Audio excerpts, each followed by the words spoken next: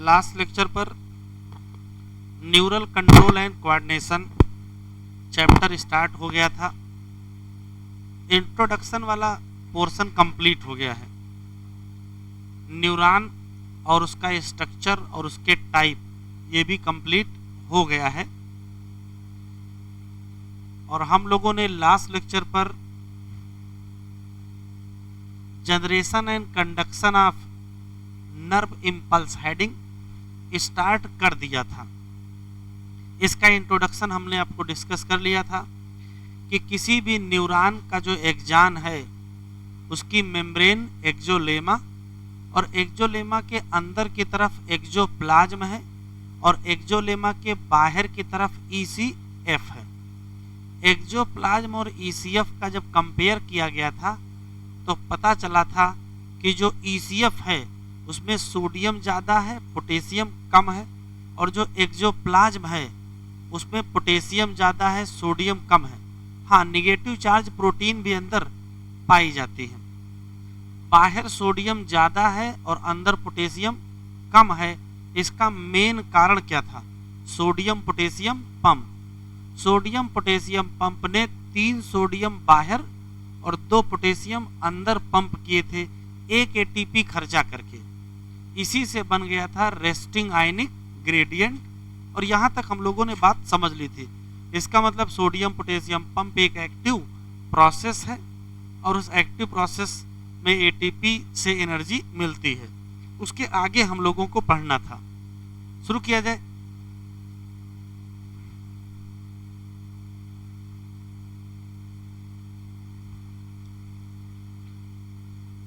तो side heading डालें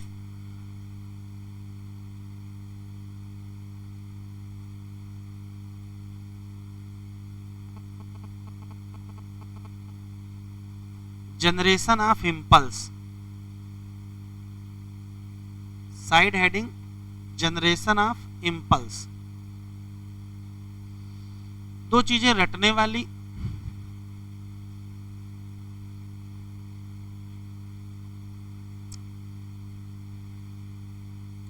जैसे पहली लाइन ये रटने वाली है कि जो न्यूरल मेम्ब्रेन है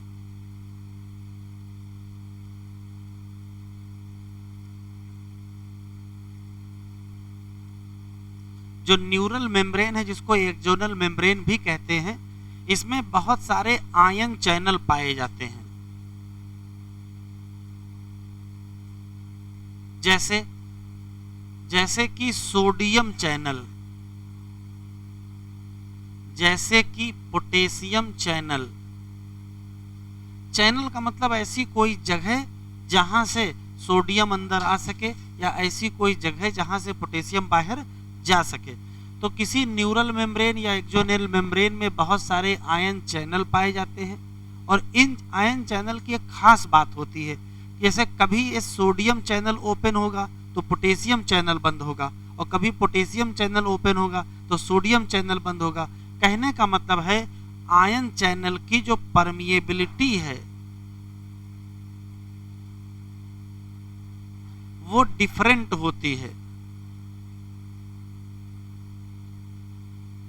डिफरेंट फॉर आयंस, कभी सोडियम के लिए परमिएबल, कभी पोटेशियम के लिए।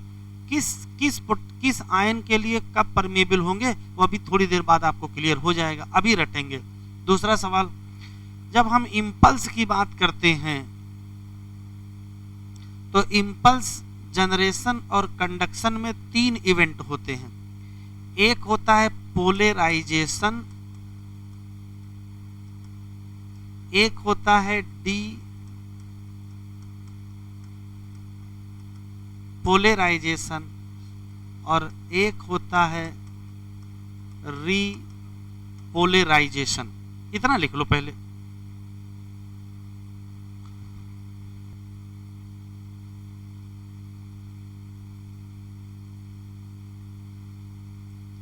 अब कुछ लिखेंगे नहीं, सुनेंगे केवल कि कैसे इम्पल्स जनरेट होती है और कौन कौन से इवेंट कैसे होते हैं। तो इवेंट 3 होने हैं, पोलराइजेशन, डीपोलराइजेशन और रीपोलराइजेशन। अब देखेंगे कैसे पोलराइजेशन होता है, कैसे डीपोलराइजेशन होता है और कैसे रीपोलराइजेशन होता है। लिखेंगे नहीं, देखेंगे।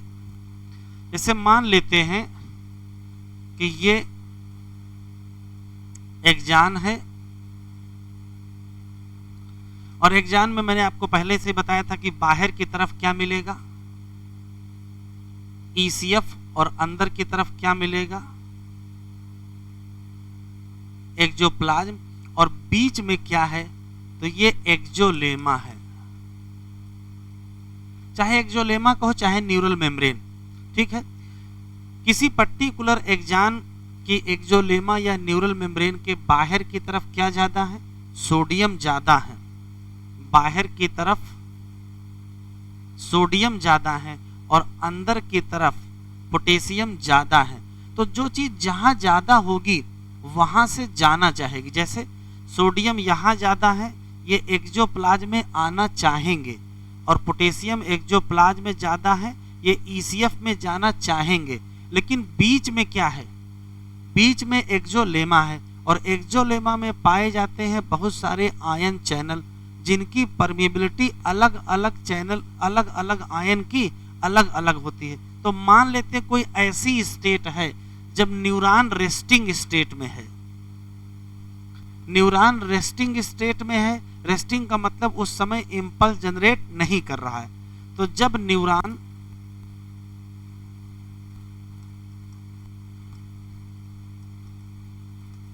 रेस्टिंग स्टेट में है, मतलब इंपल्स जनरेट नहीं कर रहा है, उस दौरान सुनेंगे।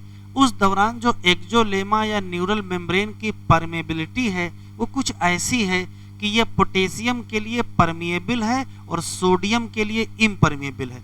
जो अंदर निगेटिव चार्ज प्रोटीन भी तो थे, अंदर जो निगेटिव चार्ज प्रोटीन थे वो भी तो बाहर जाना चाहेंगे, तो उसके लिए भी इम्परमिएबल है। तो जब नेस्टिंग स्टेट है तो किसके लिए परमिएबल और किसके लिए इम्परमिएबल, तो कहोगे पोटेशियम के लिए परमिएबल है, सोडियम के लिए इम्परमिएबल है, और निगेटिव चार्ज प्रोटीन जो बाहर जाना चाहती हैं उसके लिए भी इम्परमिएबल है। जिसकी परमिएबिलिटी है वो खुश हो जाएगा। क्यों? देखिए पोटेशियम अंदर है ज्यादा, ये बाहर जाना चाह रहा था और उसकी मिल गई परमिएबिलिटी, तो तुरंत पोटेशियम क्या करेगा, बाहर निकल जाएगा। अब K+ के बाहर जाने को कहोगे क्या, इफ्लक्स ऑफ K+। बाहर जाने को इफ्लक्स कहते हैं, अंदर आने को इनफ्लक्स कहते हैं। जैसे पोटेशियम बाहर जाएगा, आप सोचिए आयनिक इम्बैलेंस क्रिएट हो जाएगा, बाहर पॉजिटिव आयन ज्यादा हो जाएंगे, रिजल्ट में बाहर चार्ज डेवलप हो जाएगा प्लस का, तो रेस्पेक्ट में अंदर निगेटिव आयन ज्यादा हो जाएंगे, तो अंदर चार्ज डेवलप हो जाएगा माइनस का। और इसी स्टेट को हम कहेंगे रेस्टिंग स्टेट, इस स्टेट को कहेंगे पोलराइज्ड स्टेट। इसी स्टेट को कहेंगे पोलराइज्ड स्टेट। पोलराइज का मतलब बाहर की तरफ पॉजिटिव पोल, अंदर की तरफ निगेटिव पोल। तो जो मेम्ब्रेन है उसके एक क्रॉस पोल डेवलप हो गए, बाहर पॉजिटिव डेवलप हो गया, अंदर निगेटिव डेवलप हो गया, और हम कहेंगे मेम्ब्रेन कैसी हो गई, पोलराइज्ड हो गई। पोलराइज्ड हो जाने को ही कहते हैं पोलराइजेशन। मेम्ब्रेन के पोलराइज हो जाने को ही कहते हैं पोलराइजेशन। जैसे ही पोलराइज स्टेट आएगी, यहाँ पोटेंशियल डिफरेंस डेवलप हो जाएगा, कितना, -70 मिलीवोल्ट। -70 मिलीवोल्ट को ही कहते हैं रेस्टिंग पोटेंशियल। क्या कहेंगे, रेस्टिंग पोटेंशियल। क्वेश्चन अगर आपसे पूछा जाए कि मेम्ब्रेन पोलराइज स्टेट में आई या मेम्ब्रेन के अक्रॉस रेस्टिंग पोटेंशियल डेवलप हो गया, कितना, -70 मिलीवोल्ट, इन सब चीजों के पीछे की असली वजह क्या है, तो सिर्फ एक आंसर देंगे, क्या, पोटेशियम का बाहर जाना।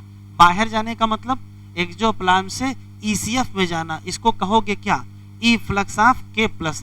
अभी न्यूरॉन रेस्टिंग स्टेट में है, अभी न्यूरॉन पोलराइज स्टेट में है, अभी न्यूरॉन में पोटेशियम चैनल खुले हुए हैं, अभी पोटेशियम बाहर जा रहे हैं, अभी बाहर पॉजिटिव बना है, अंदर नेगेटिव बना है, अभी ये स्टेट है, अभी क्लियर।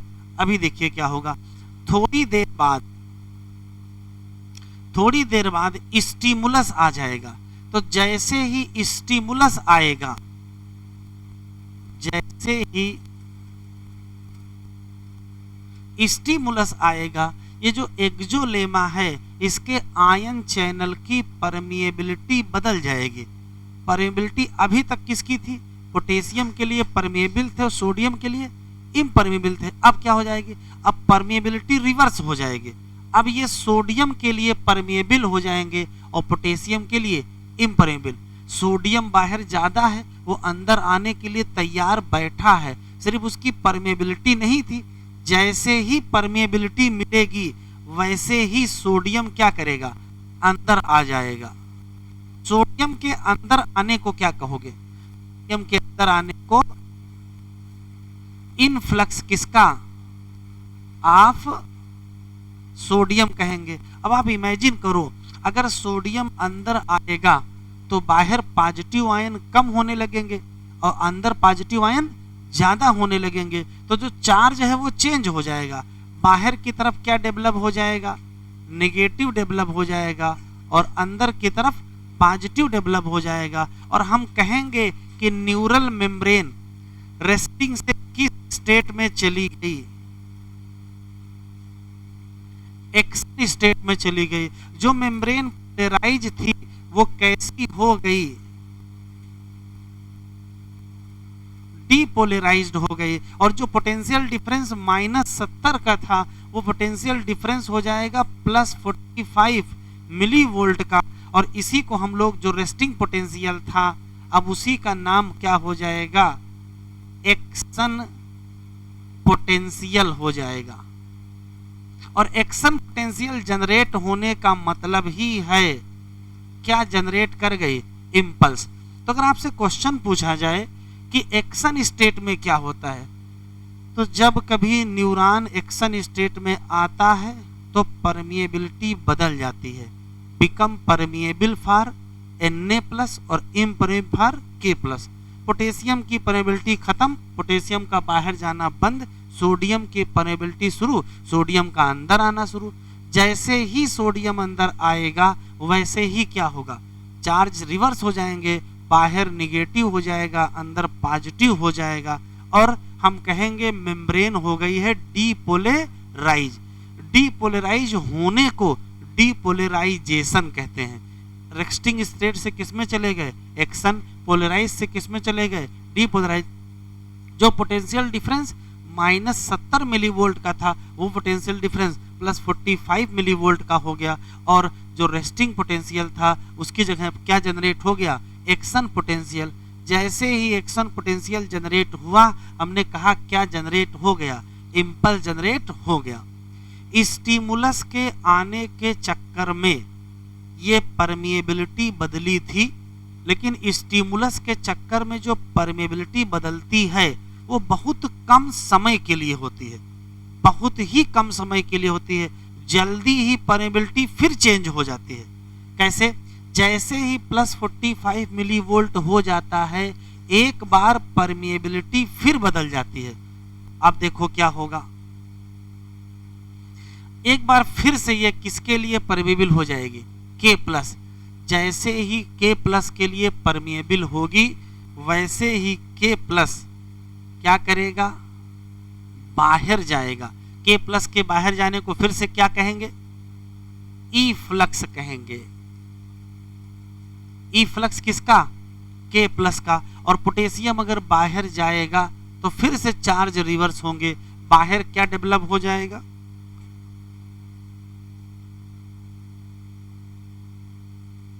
बाहर क्या डेवलप हो जाएगा? तो कहोगे बाहर डेवलप हो जाएगा पॉजिटिव और अंदर डेवलप हो जाएगा नेगेटिव। मतलब पुरानी स्टेट आ गई और पुरानी स्टेट दोबारा आने को कहते हैं कम टू नॉर्मल। तो फिर से क्या हो जाएगा?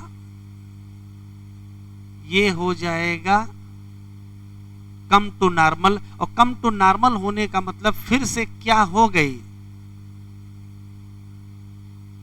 फिर से क्या हो गई? रीपोलराइज्ड हो गई। फिर से रीपोलराइज हो गए, और पोटेंशियल डिफरेंस जो +45 का हो गया था वो फिर से किसका हो जाएगा, -70 मिलीवोल्ट। और एक्शन पोटेंशियल की जगह कौन सा आ जाएगा, पुराना वाला जो रेस्टिंग पोटेंशियल था वो फिर से क्या हो जाएगा, रीजनरेट। तो रीजनरेशन किसका, रेस्टिंग पोटेंशियल। बतियाओ नहीं भाई। अब देखिए चेंज क्या हुआ है, जब हम रेस्टिंग स्टेट से तो गए थे एक्शन स्टेट, और एक्शन स्टेट से फिर से कहाँ गए, normal state. Resting polarise state थी, फिर किस में चली गई, डीपोलराइज, फिर किस में चली गई, रीपोलराइज। -70 मिलीवोल्ट से +45 मिलीवोल्ट, फिर से -70 मिलीवोल्ट। रेस्टिंग पोटेंशियल किस में कन्वर्ट किया था, एक्शन पोटेंशियल, और फिर से रीजनरेट हो जाएगा क्या, रेस्टिंग पोटेंशियल। तो ये पोलराइज होने को क्या कहते हैं, पोलराइजेशन। डीपोलराइज होने को डीपोलराइजेशन, और रीपोलराइज होने को रीपोलराइजेशन। 3 सवालों का जवाब देना है। Membrane become polarised due to, membrane polarise होती है कैसे, तो कहोगे due to efflux of K+। Membrane become depolarise due to, तो आंसर देंगे क्या, इनफ्लक्स ऑफ Na+। और membrane become repolarise due to, तो फिर से क्या कहेंगे, ई फ्लक्स ऑफ K+। आप सोचते रहो, जैसे जैसे ये घटनाएं होंगी बहुत सारा सोडियम अंदर आ गया होगा और बहुत सारा पोटेशियम बाहर चला हो गया। ये जो सोडियम अंदर आया है, जो पोटेशियम बाहर गया है, इसको सही करना पड़ेगा। तो फिर अब चलाना पड़ेगा क्या, तो अब चलाएंगे सोडियम पोटेशियम पंप। और सोडियम पोटेशियम पंप सोडियम को क्या करेगा, बाहर पंप करेगा, और पोटेशियम को अंदर पंप करेगा। इसी को कहेंगे क्या, sodium potassium pump. Sodium potassium pump चलाने के लिए हमको एनर्जी चाहिए, और एनर्जी कहाँ से आएगी, एटीपी। अगर 1 एटीपी खर्चा करोगे तो 3 सोडियम बाहर पंप करोगे और 2 पोटेशियम अंदर पंप करोगे। इससे क्या मेंटेन हो जाएगा, इससे मेंटेन हो जाएगी पुरानी वाली आयनिक कंसंट्रेशन। पुरानी वाली कौन सी थी भाई, बाहर सोडियम ज्यादा था, कुछ आया होगा तो कुछ तो कम पड़ा होगा, तो उसको सही करना पड़ेगा। अंदर पोटेशियम ज्यादा था, बाहर गया होगा, अंदर कुछ कम पड़ा होगा, उसको अंदर लाना पड़ेगा। तो मेंटेन करना है क्या,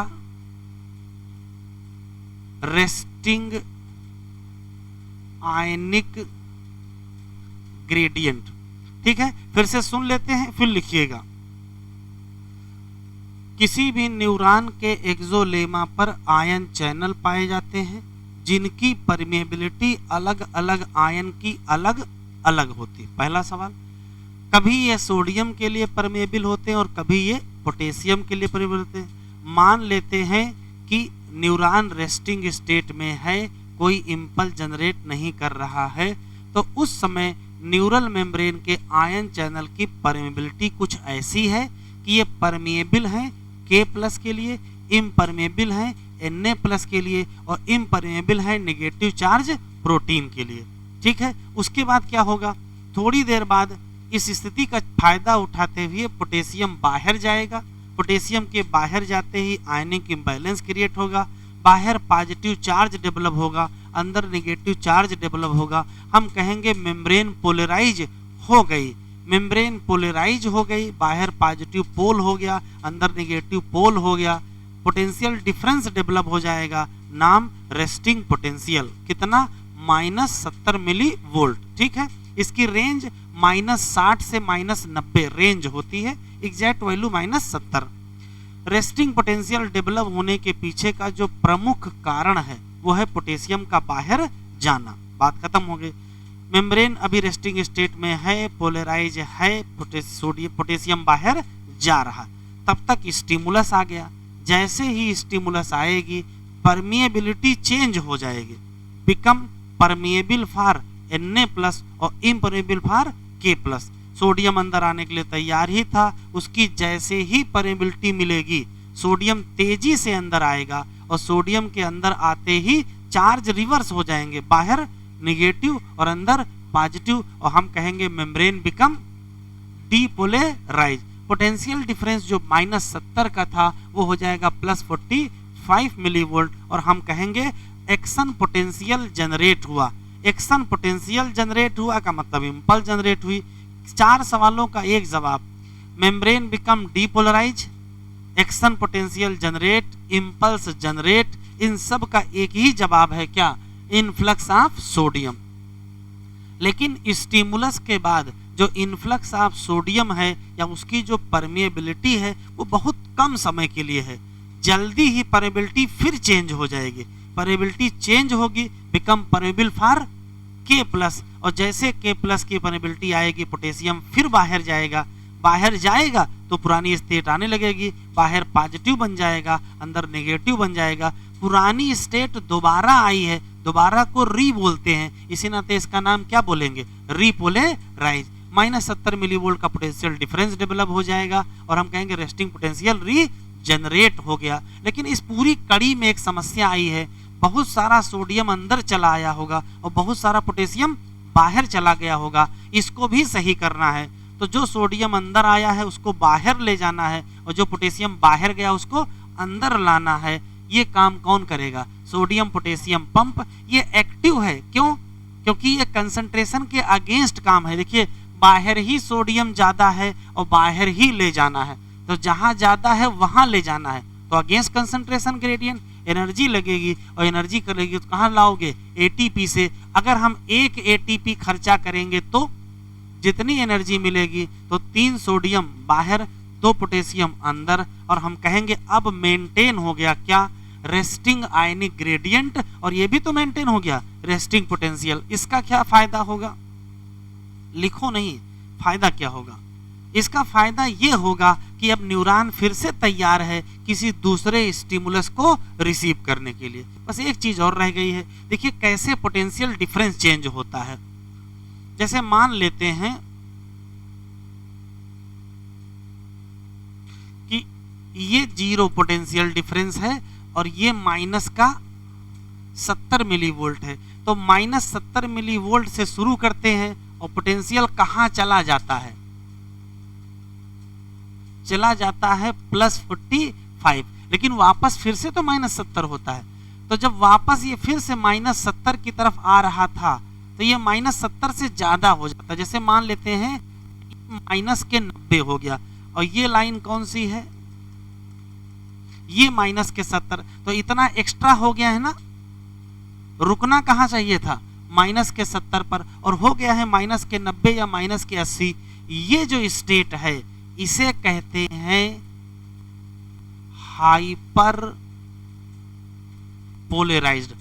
तो जब +45 से ये -70 की तरफ आ रहा था तो ये -70 पे रुका ही नहीं, कहाँ चला गया, -80 या -90 हो गया। जितना एक्स्ट्रा हो जाता है उसको कहते हैं हाइपर पोलराइज। इसको भी तो सही करना पड़ेगा, तो फिर से इसको सही करेंगे, इसको कहाँ पहुंचा देंगे, इसको -70 पहुंचाएंगे। जितना टाइम ये लगेगा -90 से -70 जाने में, इसी को कहते हैं रिफ्रैक्टरी पीरियड, और इसी दौरान चलते हैं सोडियम पोटेशियम पंप।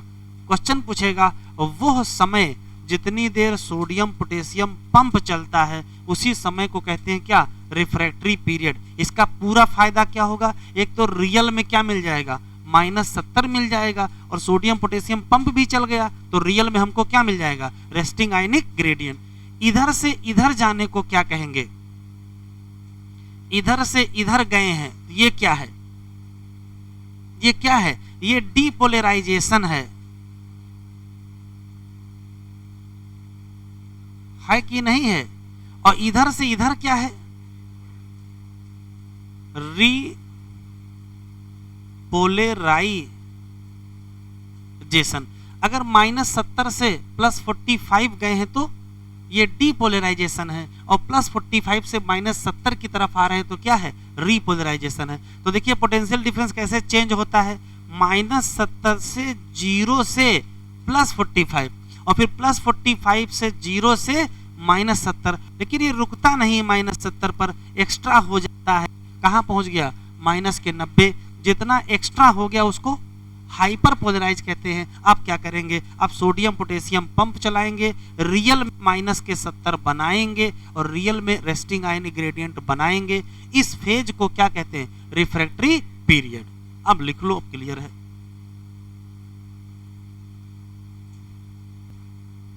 तो लिख लो, अब जरा बढ़ाएं बेटा आगे, तो हमारे साथ ही लिखते चलो।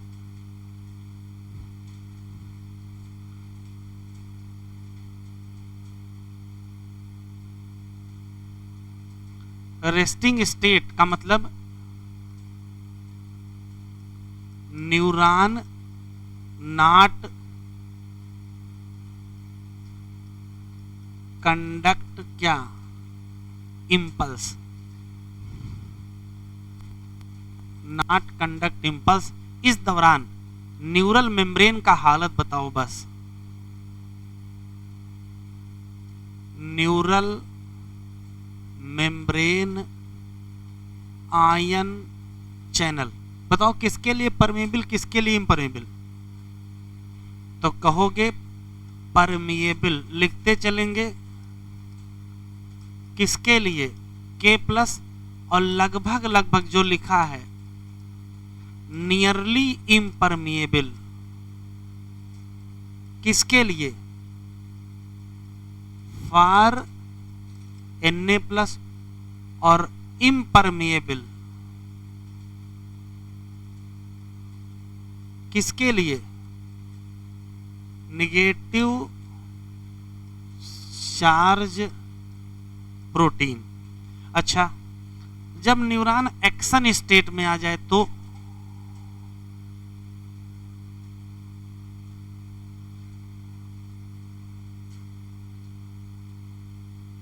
मतलब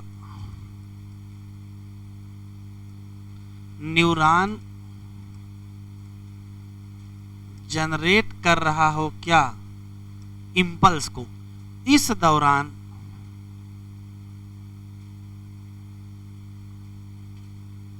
न्यूरल मेम्ब्रेन के जो आयन चैनल हैं उनका हाल बताओ, क्या लिख दे।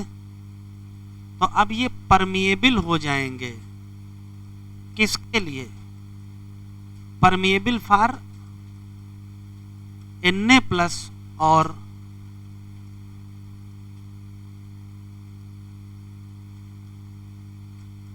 Impermeable for K+। और जब रीपोलराइजेशन होगा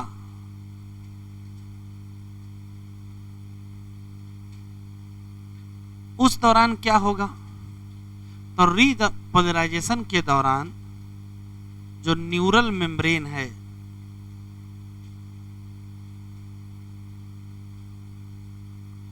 के आयन चैनल कैसे होंगे, तो फिर से परमिएबल हो जाएंगे, किसके लिए, K+ और इम्परमिएबल किसके लिए, Na+। एक क्वेश्चन ये याद रखिएगा, ये जो सोडियम की परमिएबिलिटी है जो स्टिमुलस इंड्यूस्ड है ये बहुत कम समय के लिए है, ये स्पेशल क्वेश्चन है। ये स्टिमुलस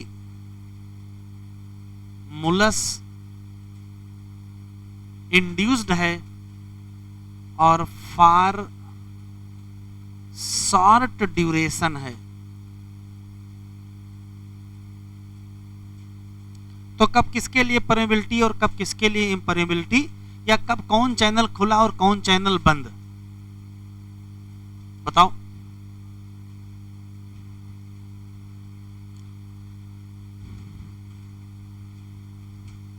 जरा इधर देखिए,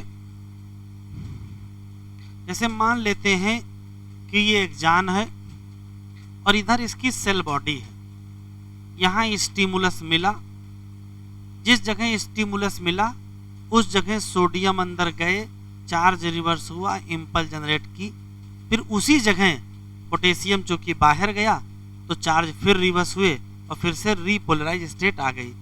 बगल का हाल क्या होगा? किसी पर्टिकुलर पॉइंट पर ही इंपल्स जनरेट होती है। अब बार बार यहाँ स्टिमुलस नहीं दिया जाएगा, एक बार स्टिमुलस दे दिया गया फिर दूर हटिए, यहाँ इंपल्स जनरेट होगी, फिर यहाँ होगी, फिर यहाँ होगी, फिर यहाँ होगी, फिर यहाँ होगी। ये इंपल्स जो इस जगह जनरेट हुई थी वो इंपल्स यहाँ पहुँच गई। इंपल्स का एक जान की लंबाई में ट्रेवल करना, इसी को कहते हैं कंडक्शन ऑफ इंपल्स। तो जनरेशन अलग है और कंडक्शन अलग है। जनरेशन क्या है?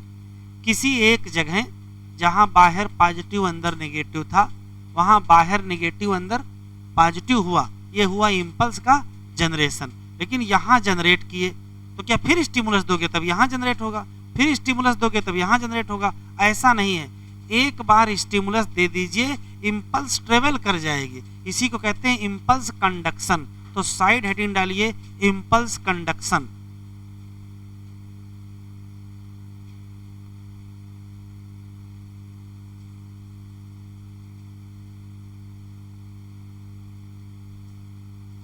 Impulse conduction. अब कैसे कंडक्शन होता है ये देखिए, अभी लिखिएगा नहीं।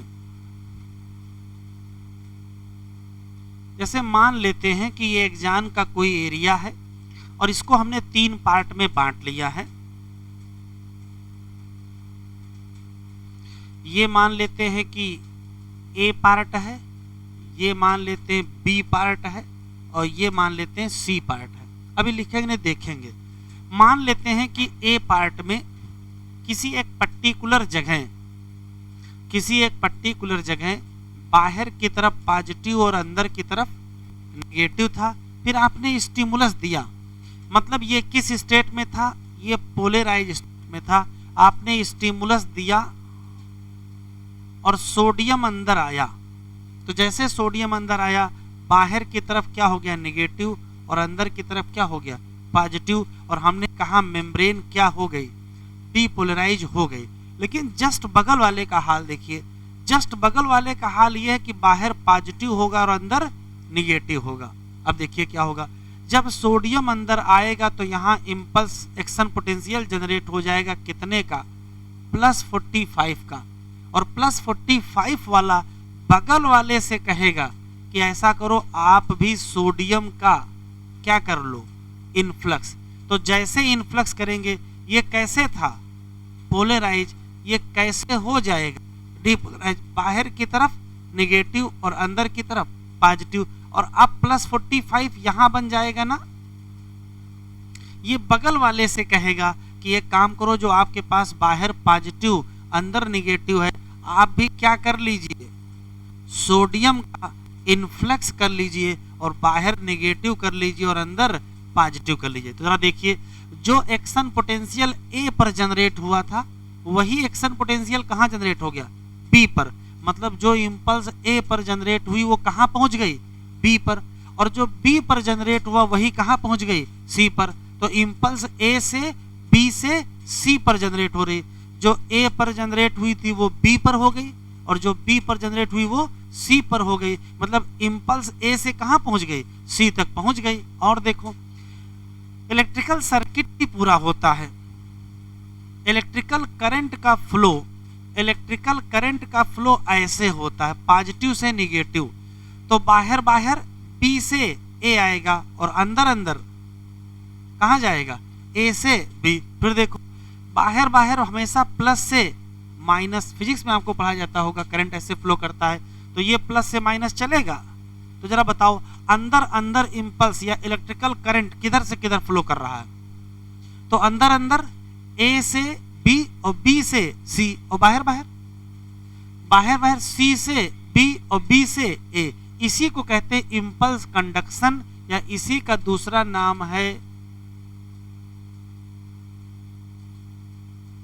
Propagation of impulse. क्या कहते हैं? Propagation of impulse. फिर से सुन लेते हैं, 3 लाइनें यहां लिखना है। मान लेते हैं कि ए कोई हिस्सा है, इसमें बाहर पॉजिटिव अंदर नेगेटिव है। आपने स्टिमुलस दिया, सोडियम अंदर आया, बाहर नेगेटिव हुआ अंदर पॉजिटिव हुआ। जो मेम्ब्रेन पोलराइज थी वो क्या हो गई? डीपोलराइज हो गई। यहाँ एक्शन पोटेंशियल जनरेट हो गया। इसने बगल वाले हिस्से को स्टिमुलेट किया, वहाँ इन्फ्लक्स ऑफ सोडियम हुआ, जो पोलराइज था वो किसमें हो गया, डीपोलराइज। तो इसने यहाँ एक्शन पोटेंशियल जनरेट हुआ, इसने बगल वाले हिस्से को स्टिमुलेट किया, वहाँ इन्फ्लक्स हुआ, ये जो पोलराइज था वो क्या हो गया, डीपोलराइज। तो ये डीपोलराइज मतलब यहाँ एक्शन पोटेंशियल, ये डीपोलराइज मतलब यहाँ एक्शन पोटेंशियल, ये डीपोलराइज यहाँ एक्शन पोटेंशियल। तो जो ए पर एक्शन था वो बी पर, वो सी पर चला गया। एक क्वेश्चन। दूसरा, जब ये हिस्सा पोलराइज से क्या होगा, डीपोलराइज, तो पीछे वाला हिस्सा क्या हो जाएगा, रीपोलराइज। जब ये हिस्सा पोलराइज से डीपोलराइज, तो पीछे वाला हिस्सा क्या हो जाएगा, रे। तो आगे आगे क्या चलेगा, आगे आगे डीपोलराइजेशन चलेगा और पीछे पीछे रीपोलराइजेशन चलेगा। अच्छा, इलेक्ट्रिकल करंट का फ्लो कैसे होगा, तो कहोगे हमेशा बाहर बाहर सी से बी और बी से ए, और अंदर अंदर ए से बी और बी से सी। बनाओ।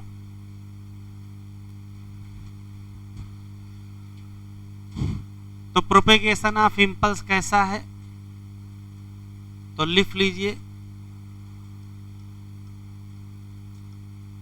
सेल्फ प्रोपेगेशन है। एक और याद रखिएगा, ये यूनी डायरेक्शनल भी है।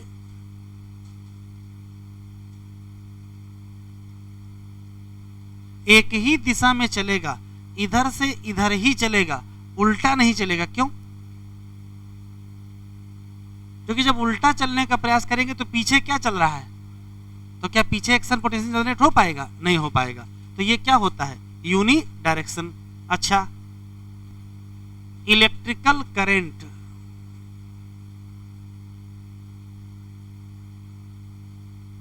इलेक्ट्रिकल करंट का फ्लो बताओ, तो इनर साइड बताओ कैसे होगा, तो ए से बी से सी, और आउटर साइड, तो आउटर साइड होगा सी से बी से ए।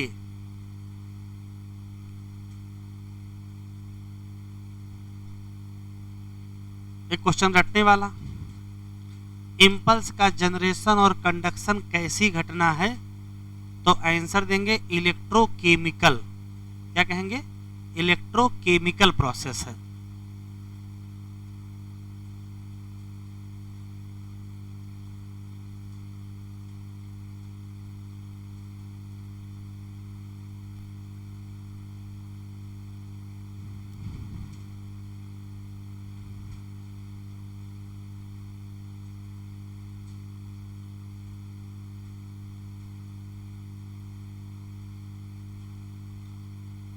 लिख लिया बेटा। अब एक स्पेशल सवाल है, एग्जाम कितने प्रकार के पढ़े हो, 2 प्रकार के। कौन कौन से, माइलिनेटेड और अनमाइलिनेटेड। तो इंपल्स का कंडक्शन भी 2 प्रकार का होगा। एक ऐसा एग्जाम जिसपे माइलिन शीथ नहीं होगी, उस पर इंपल्स के चलने का तरीका दूसरा होगा, और जिस पर माइलिन शीथ होगी उस पर चलने का तरीका दूसरा होगा। यहां तक हो गया है।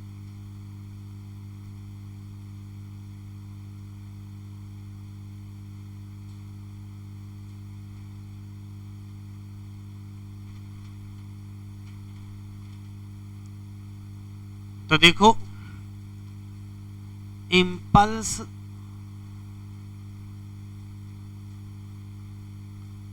कंडक्शन 2 प्रकार का होता है। एक का नाम है साल्टेटरी कंडक्शन,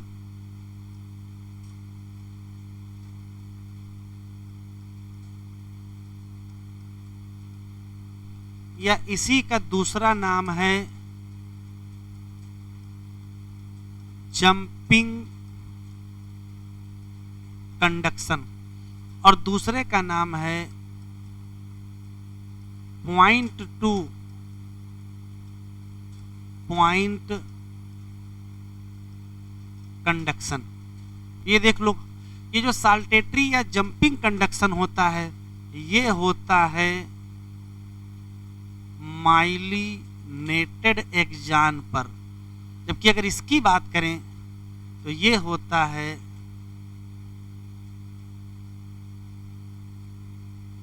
अनमाइलिनेटेड एक्जान पर। इधर देखिए, ये है एक्जान और ये है उसकी माइलिन शीथ।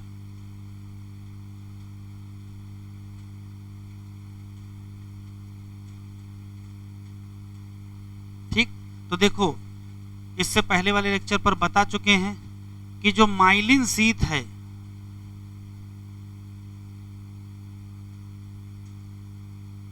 वो सोडियम के लिए परमिएबल है कि इम्परमिएबल? सोडियम के लिए इम्परमिएबल है। तो इन्फ्लक्स कहाँ होगा? तो इन्फ्लक्स सिर्फ और सिर्फ एक ही जगह हो सकता है। कहाँ से? Node of Ranvier.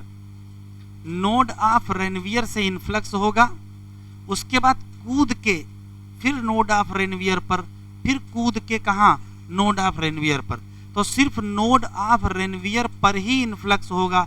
इसी नाते इसको कहते क्या है? जंपिंग, या क्या कहेंगे? सल्टेटरी। अब यहां आ जाओ, ये है अनमाइलिनेटेड एक्जान। तो जब अनमाइलिनेटेड एक्जान है तो एक बार सोडियम का इन्फ्लक्स होगा, उसके जस्ट बगल में ही फिर क्या होगा? सोडियम का फिर से फिर से फिर से। तो हर पॉइंट पर सोडियम का इन्फ्लक्स होगा। यहाँ नाम क्या पड़ गया? Point two point. और यहाँ हर पॉइंट पर नहीं हो रहा है। कहाँ हो रहा है? सिर्फ और सिर्फ node of Ranvier. Sodium influx only eight node of Ranvier, और इसमें sodium influx at every point. ये बताओ फास्ट कौन होगा? ये वाला फास्ट होगा। भाई कूद कूद के चला तो बहुत जल्दी यहां पहुंच जाएगा, इसको हर पॉइंट पर इन्फ्लक्स करना होगा। इसी नाते ये क्या होगा? Fast conduction.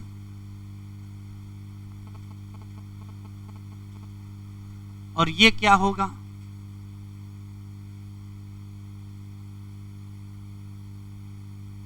ये बताओ एनर्जी किसमें ज्यादा लगेगी?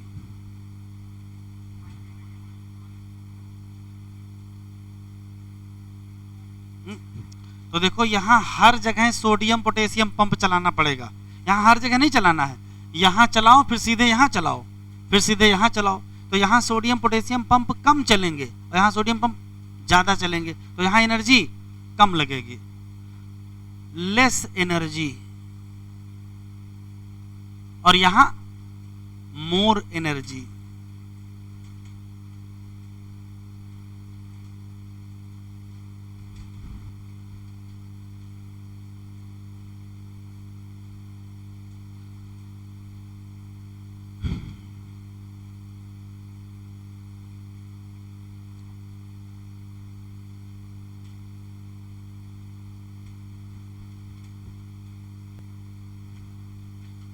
लिखें?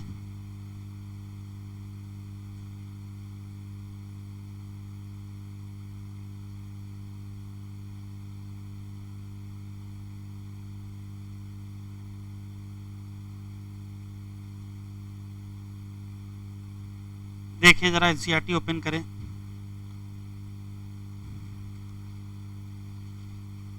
पहली ही लाइन टिक कर लीजिए, इंपॉर्टेंट है। लिखा है न्यूरॉन क्या है? एक्साइटेबल सेल है, पहले से ही पता है क्योंकि इसकी मेम्ब्रेन क्या है? पोलराइज्ड है। कह रहा कैसे इसकी मेम्ब्रेन पोलराइज्ड?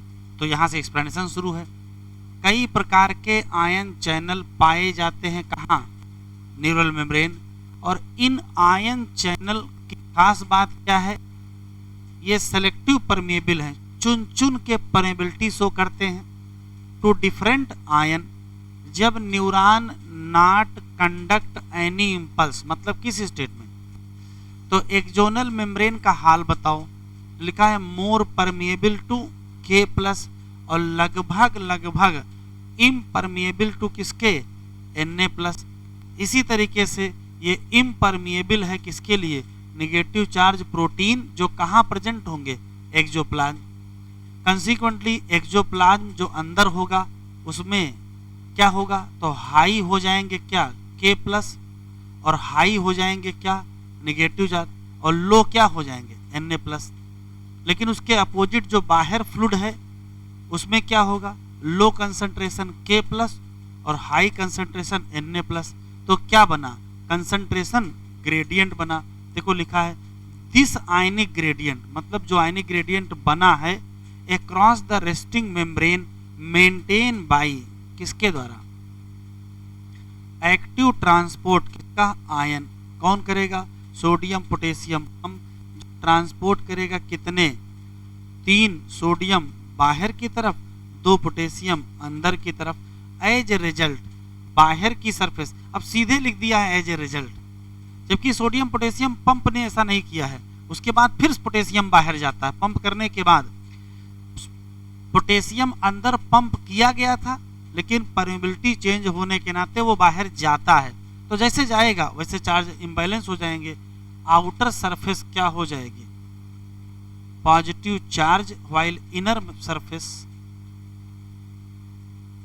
इनर सरफेस क्या हो जाएगी, निगेटिव चार्ज। हम कहेंगे मेम्ब्रेन क्या हो गई, पोलराइज।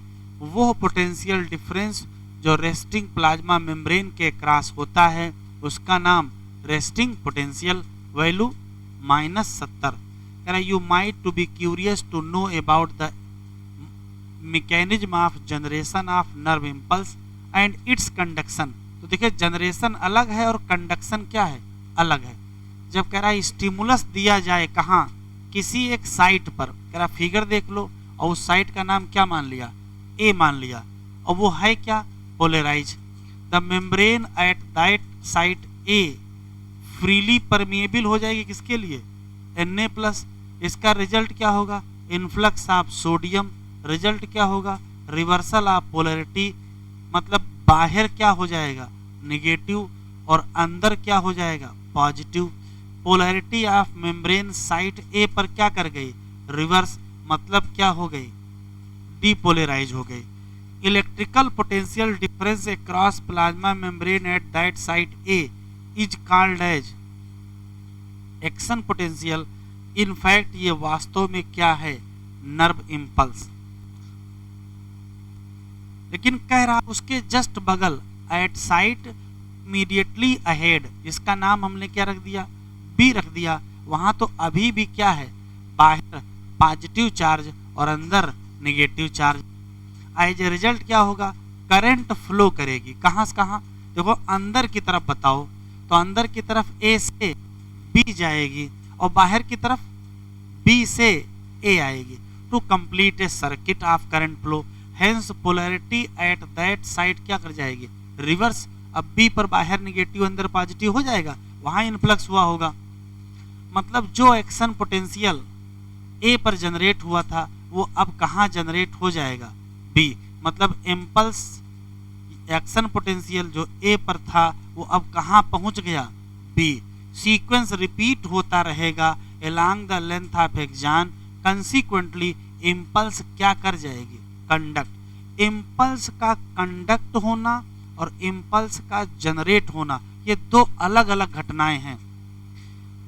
कह रहा जो स्टिमुलस इंड्यूस्ड परमिएबिलिटी थी किसकी, सोडियम की, वो बढ़ गई थी ना, लेकिन ये बहुत कम, एक्सट्रीमली क्या होती है, शॉर्ट लिव, जल्दी ही क्या हो जाएगी, परमिएबिलिटी चेंज हो जाएगी और फिर से क्या हो जाएगा, K+। और जब K+ होगा तो with in a fraction of second K+ तेजी से कहाँ जाएगा, बाहर की तरफ, और मेम्ब्रेन में तो फिर क्या हो जाएगा, रीस्टोर हो जाएगा क्या, resting potential of membrane at that site of excitation. और फाइबर फिर से रेडी हो गया है कि हमको क्या किया जाए, स्टिमुलेट किया जाए। हेडिंग बदली है, हेडिंग है ट्रांसमिशन ऑफ इम्पल्स। देखिए एक है जनरेशन ऑफ इम्पल्स, एक है कंडक्शन ऑफ इम्पल्स, और एक है ट्रांसमिशन ऑफ इम्पल्स। जनरेशन क्या है, किसी एक जगह एक्शन पोटेंशियल जनरेट करवा देना जनरेशन हो गया, फिर उसको एक्जान की लंबाई पर फ्लो करा देना क्या हुआ, कंडक्शन हो गया। फिर ये क्या है, तो ये क्या है, ट्रांसमिशन। देखो क्या है ट्रांसमिशन,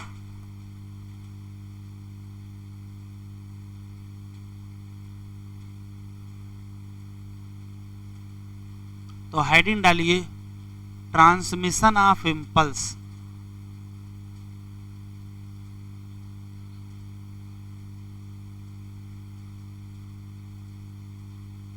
ट्रांसमिशन ऑफ इम्पल्स, इसका मतलब देख लीजिए क्या है। इधर देखिए, मान लेते हैं कि ये कोई न्यूरॉन है, उसकी सेल बॉडी है, ये एक्जान है और ये एक्जान के टर्मिनल है। अभी लिखिए नहीं, देखिए जरा, मान लेते हैं कि यहां स्टिमुलस मिल गया, तो अगर स्टिमुलस मिल जाएगा तो यहां इनफ्लक्स ऑफ सोडियम होगा, इंपल्स जनरेट हो जाएगा, और जनरेट होने के बाद फिर धीरे धीरे इंपल्स आगे तरफ बढ़ेगी और अंततः कहां पहुंच जाएगी, एक्जान के टर्मिनल पर, और ये है दूसरा न्यूरॉन। अब बताओ यहां से इंपल्स यहां कैसे जाएगी, तो एक न्यूरॉन से दूसरे न्यूरॉन को इंपल्स जाने की जो प्रोसेस है उसी का नाम ट्रांसमिशन ऑफ इंपल्स है। तो ट्रांसमिशन ऑफ इंपल्स का मतलब है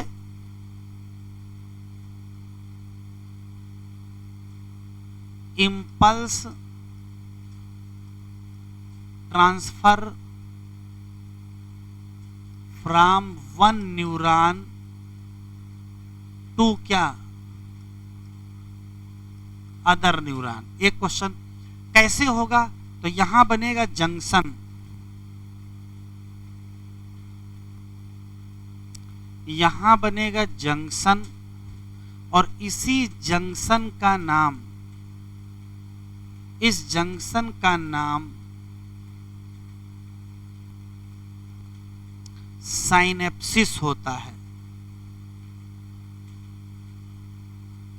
स्पेलिंग का महत्व है यहां, अगर एस के बाद ई एस लिखा है तो ये साइनेप्सिस है, और अगर ये आई कर दिया जाए तो ये गलत हो जाएगा, फिर ये साइनेप्सिस हो जाएगा और हम सेल डिवीजन पहुंच जाएंगे।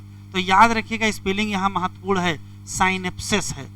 फिर से ट्रांसमिशन ऑफ इम्पल्स का मतलब इम्पल्स ट्रेवल करेगी एक न्यूरॉन से दूसरे neuron through a junction, junction का नाम साइनेप्सिस। एक क्वेश्चन, अब जंक्शन की स्थिति देखिए, जंक्शन की स्थिति है कि जंक्शन दो लोगों के बीच पाया जाता है, एक न्यूरॉन ये है और एक न्यूरॉन ये है।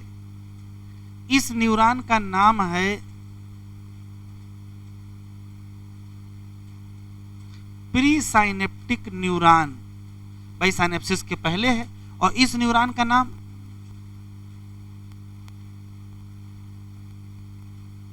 पोस्ट साइनेप्टिक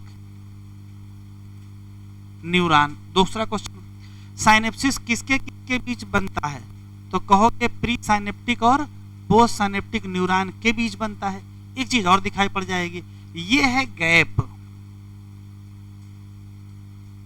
और इस गैप का नाम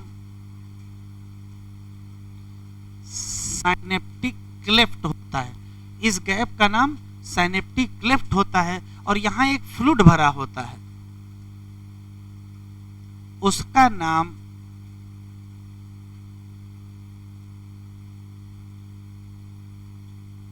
साइनेप्टिक फ्लूइड होता है।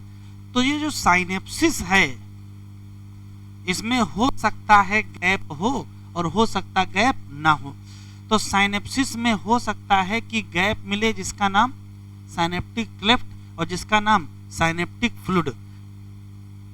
तो साइनेप्सिस फिर दो कैटेगरी की हो जाएगी, एक का नाम होगा इलेक्ट्रिकल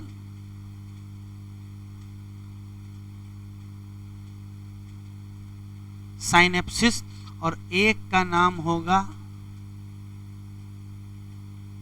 केमिकल साइनेप्सिस। अंतर समझ लीजिए, अभी लिखिए नहीं, लिखने का टाइम देंगे। जब कभी प्री साइनेप्टिक न्यूरॉन और पोस्ट साइनेप्टिक न्यूरॉन के बीच में कोई गैप ना हो, दोनों न्यूरॉन जुड़ जाएं सीधे, तो नाम क्या हो जाएगा? इलेक्ट्रिकल। और प्री और पोस्ट के बीच गैप हो जाए तो नाम क्या? केमिकल। एक क्वेश्चन। तो जब गैप नहीं होगा तो ना तो साइनेप्टिक क्लेफ्ट होगा ना तो साइनेप्टिक फ्लूइड होगा। तो यहाँ एक चीज और यूज होती है जिसका नाम है न्यूरोट्रांसमीटर।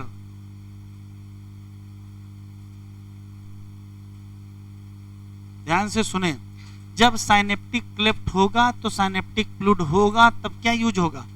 न्यूरोट्रांसमीटर। अब यहाँ क्लेफ्ट ही नहीं है तो ना क्लेफ्ट होगा ना फ्लूइड होगा और ना न्यूरोट्रांसमीटर। और यहाँ साइनेप्टिक क्लेफ्ट भी होगा, साइनेप्टिक फ्लूइड भी होगा और न्यूरोट्रांसमीटर यूज होंगे। और न्यूरोट्रांसमीटर तो केमिकल है, तो जिस साइनेप्सिस में केमिकल इस्तेमाल हो उसका नाम क्या रखोगे? केमिकल साइनेप्सिस रखोगे। एक आखिरी सवाल, इस इलेक्ट्रिकल साइनेप्सिस की खास बात यह है कि जैसे मान लेते हैं ये एक जान है साइटान, फिर ये एक जान और ये है दूसरा साइटान। अब देखिए इंपल्स का फ्लो देखिए भाई, इंपल्स जैसे एक जान की लंबाई पर चल रही थी वैसे ही चली जाएगी, पता ही नहीं चलेगा कि कोई जंक्शन भी आया था, क्योंकि दोनों क्या है? डायरेक्ट अटैच है। अच्छा यहाँ क्या स्थिति क्या होगी? ये है सेल बॉडी, ये है एक जान और फिर यहाँ क्या मिल गया? गैप मिल गया। तो जब गैप मिलेगा तो यहाँ से यहाँ ले जाना पड़ेगा, किसके द्वारा? न्यूरोट्रांसमीटर। तो इलेक्ट्रिकल साइनेप्सिस की खास बात यह है कि इंपल्स वैसे ही फ्लो करता है जैसे एक जान की लंबाई पर फ्लो कर रहा है, उसको पता ही नहीं चला कि जंक्शन भी आया। और यहाँ क्या है? एक जान की लंबाई पर तो अलग तरीका होगा लेकिन यहाँ से यहाँ जाने का तरीका अलग होगा। तो इंपल्स बिल्कुल वैसे ही ट्रेवल करती है जैसे एक जान की लंबाई पर ट्रेवल कर रही। ये किसके बारे में है? इलेक्ट्रिकल। और एक जान की लंबाई पर ट्रेवल करने का तरीका अलग हो, साइनेप्सिस पर तरीका अलग हो, तो वो कौन सा है? Chemical synapsis. आखिरी सवाल, हमारे शरीर में ज्यादातर साइनेप्सिस कौन सी है? तो ज्यादातर साइनेप्सिस केमिकल ही हैं, कुछ क्या है? रेयर इलेक्ट्रिकल है। फिर से सुन लेते हैं, फिर कॉलम बना करके लिखना है। ऐसा कोई भी तरीका जिसमें इंपल्स को एक न्यूरॉन से दूसरे न्यूरॉन को ट्रांसमिट किया जाए उसी का नाम साइनेप्सिस है। साइनेप्सिस क्या है? एक जंक्शन है जो किसके बीच है? प्री साइनेप्टिक न्यूरॉन और post synaptic neuron. Pre synaptic neuron और पोस्ट साइनेप्टिक न्यूरॉन के बीच जो गैप होता है उस गैप का नाम साइनेप्टिक क्लेफ्ट, उसमें फ्लूइड होता है उसका नाम साइनेप्टिक फ्लूइड, और वहां इस्तेमाल होता है न्यूरोट्रांसमीटर।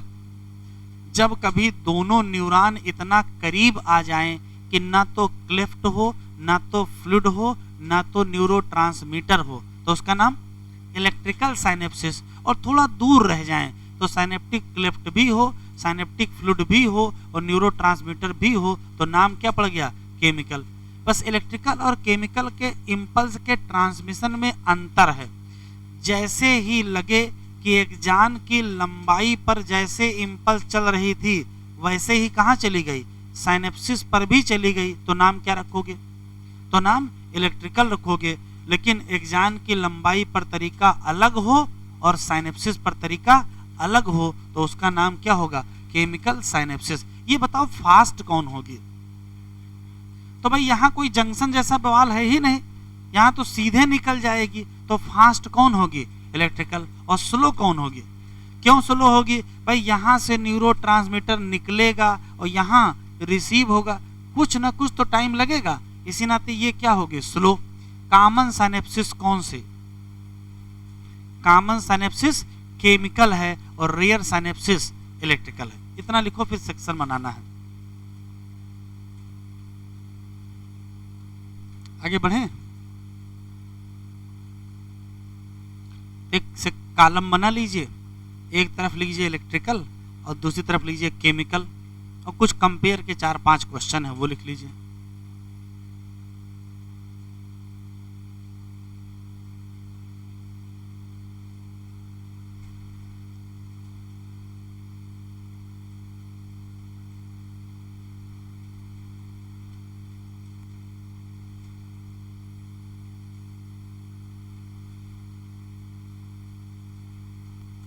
इधर लिख लीजिए electrical,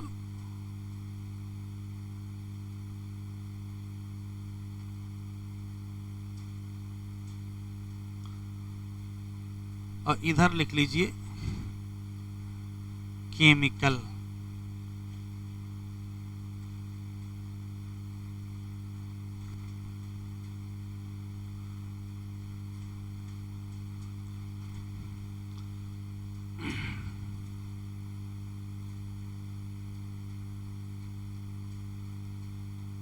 pre and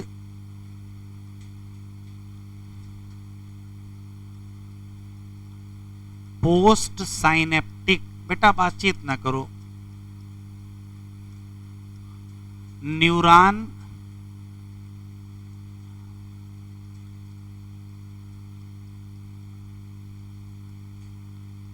in close proximity, बहुत नजदीक होते हैं, जबकि यहां क्या है,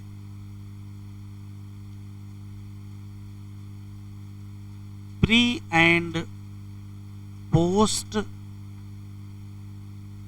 साइनेप्टिक न्यूरॉन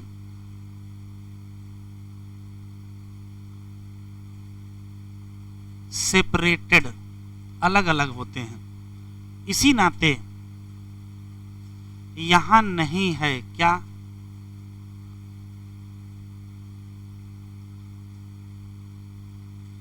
यहां नहीं है साइनेप्टिक क्लेफ्ट, यहां नहीं है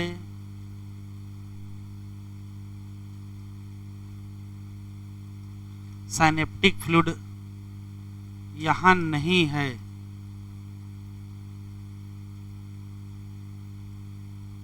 न्यूरोट्रांसमीटर, जबकि यहां सब हैं।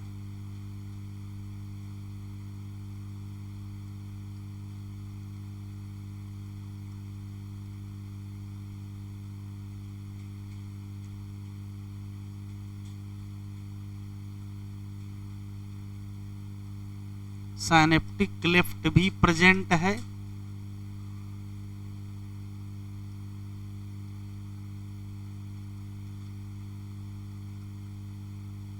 साइनेप्टिक फ्लूइड भी प्रेजेंट है, और न्यूरोट्रांसमीटर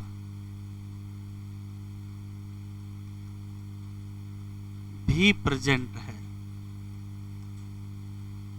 एक और खास बात, यहां इंपल्स का जो ट्रांसमिशन है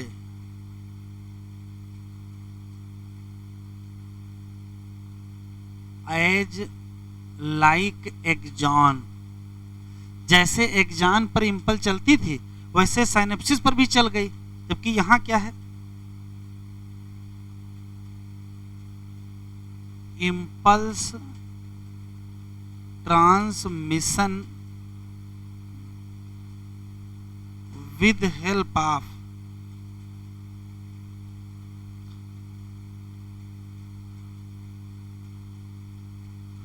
न्यूरोट्रांसमीटर। यहां इंपल्स का ट्रांसमिशन फास्ट होगा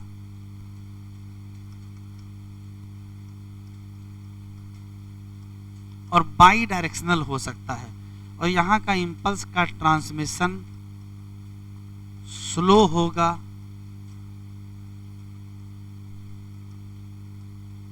और यूनी डायरेक्शनल होगा।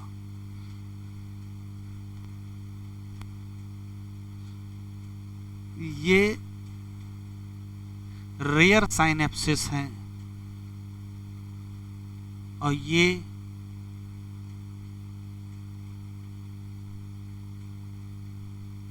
कॉमन साइनेप्सिस है।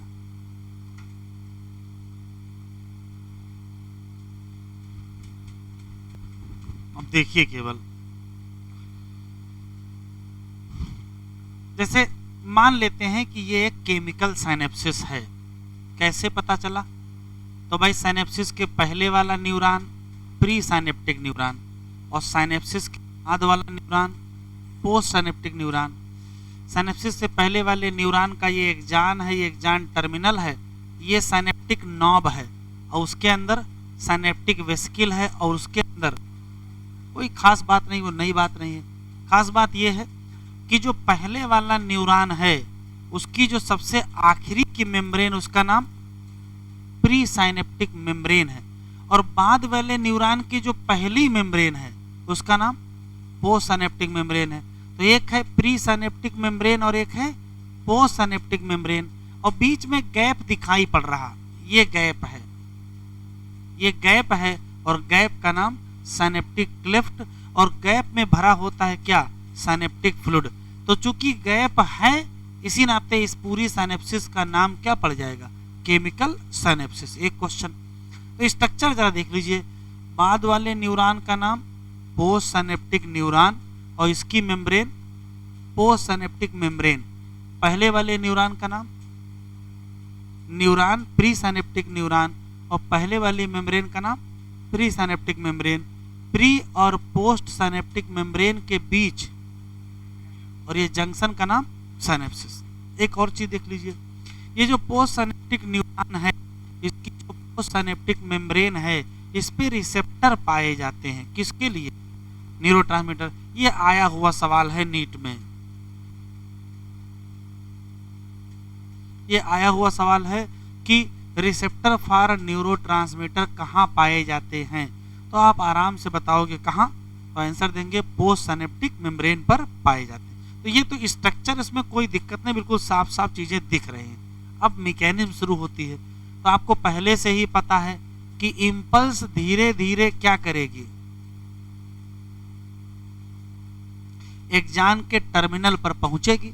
तो जब इंपल्स एक्सॉन के टर्मिनल पर पहुंचती है तो पहुंचने का मतलब क्या होता है, तो पहुंचने का सिर्फ इतना ही मतलब होता है कि भाई एक पर्टिकुलर जगह सोडियम का इन्फ्लक्स हुआ, फिर थोड़ा आगे बढ़ के वहां भी क्या हुआ, सोडियम का इन्फ्लक्स हुआ। भाई यहाँ इन्फ्लक्स हुआ तो इम्पल्स यहाँ है, फिर यहाँ इन्फ्लक्स हुआ तो इम्पल्स यहाँ है, फिर यहाँ हुआ, फिर ऐसे होते होते आगे बढ़ेगा। तो जब इम्पल्स एक्सॉन टर्मिनल पर पहुंचती है तब एक्सॉन टर्मिनल पर इन्फ्लक्स ऑफ सोडियम होता है और हम कहते हैं वहां इम्पल्स पहुंच गई है। लेकिन उसी दौरान कैल्शियम का भी इन्फ्लक्स हो जाता है, ये एनसीईआरटी में नहीं लिखा है। अब इन्फ्लक्स ऑफ कैल्शियम हो गया एलॉन्ग विद द सोडियम। अब ये कैल्शियम अंदर जाएगा और अंदर जाकर के साइनेप्टिक वेसिकल से अटैच कर जाएगा। जैसे ही साइनेप्टिक वेसिकल से ये अटैच करेगा, साइनेप्टिक वेसिकल मूव करेंगे,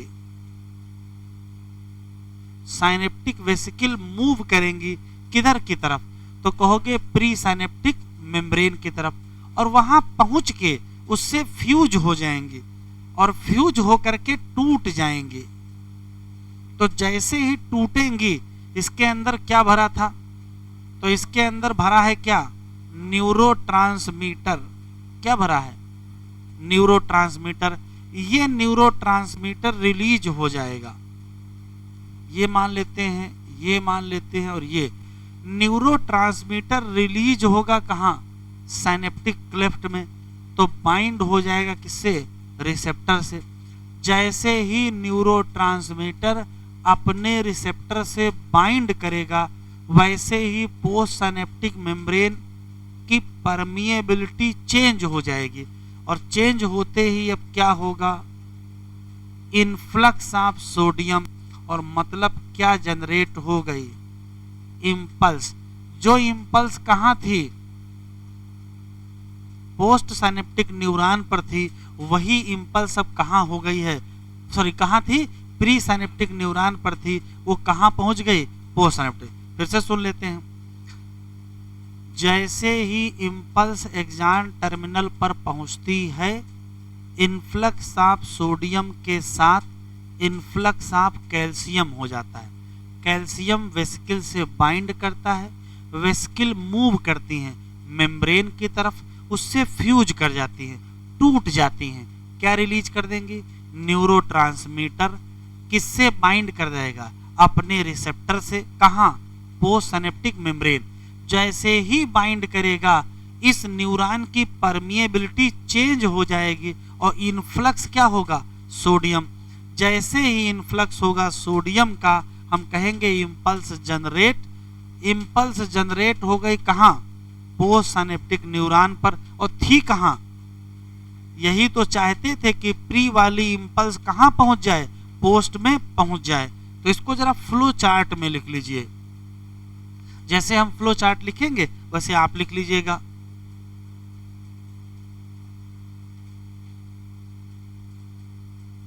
impulse arrive at axon, influx of किसका, सोडियम, और साथ में क्या होगा, influx of calcium. Calcium bind to किससे,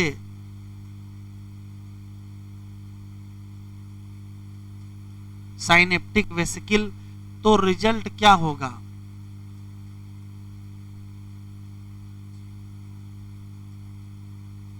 साइनेप्टिक वेसिकल मूव करेंगे और किससे फ्यूज कर जाएंगे, fuse to pre synaptic membrane. Result में क्या होगा, वेसिकल रप्चर करेंगे और रिलीज कर देंगे क्या, न्यूरोट्रांसमीटर।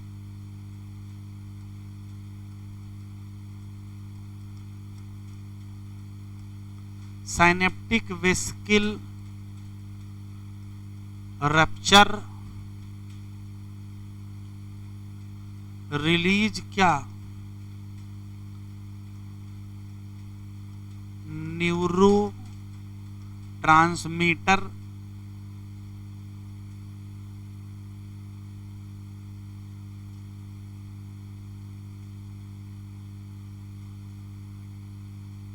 न्यूरोट्रांसमीटर बाइंड करेगा किससे,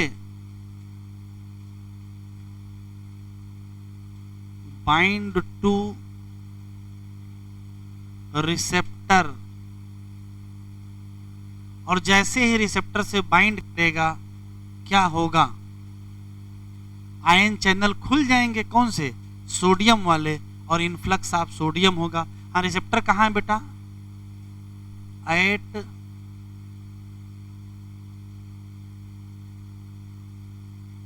post synaptic membrane.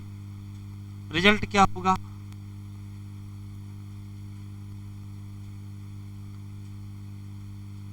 Ion channel open हो जाएंगे, इन्फ्लक्स ऑफ सोडियम हो जाएगा, इम्पल्स जनरेट कहाँ, पोस्ट साइनेप्टिक न्यूरॉन। एक बड़ा बढ़िया क्वेश्चन यहां लिखा है कि जो इम्पल्स जनरेट हुई है कहाँ, पोस्ट साइनेप्टिक न्यूरॉन पर, वो कैसी होगी। तो एनसीईआरटी में लिखा है आइदर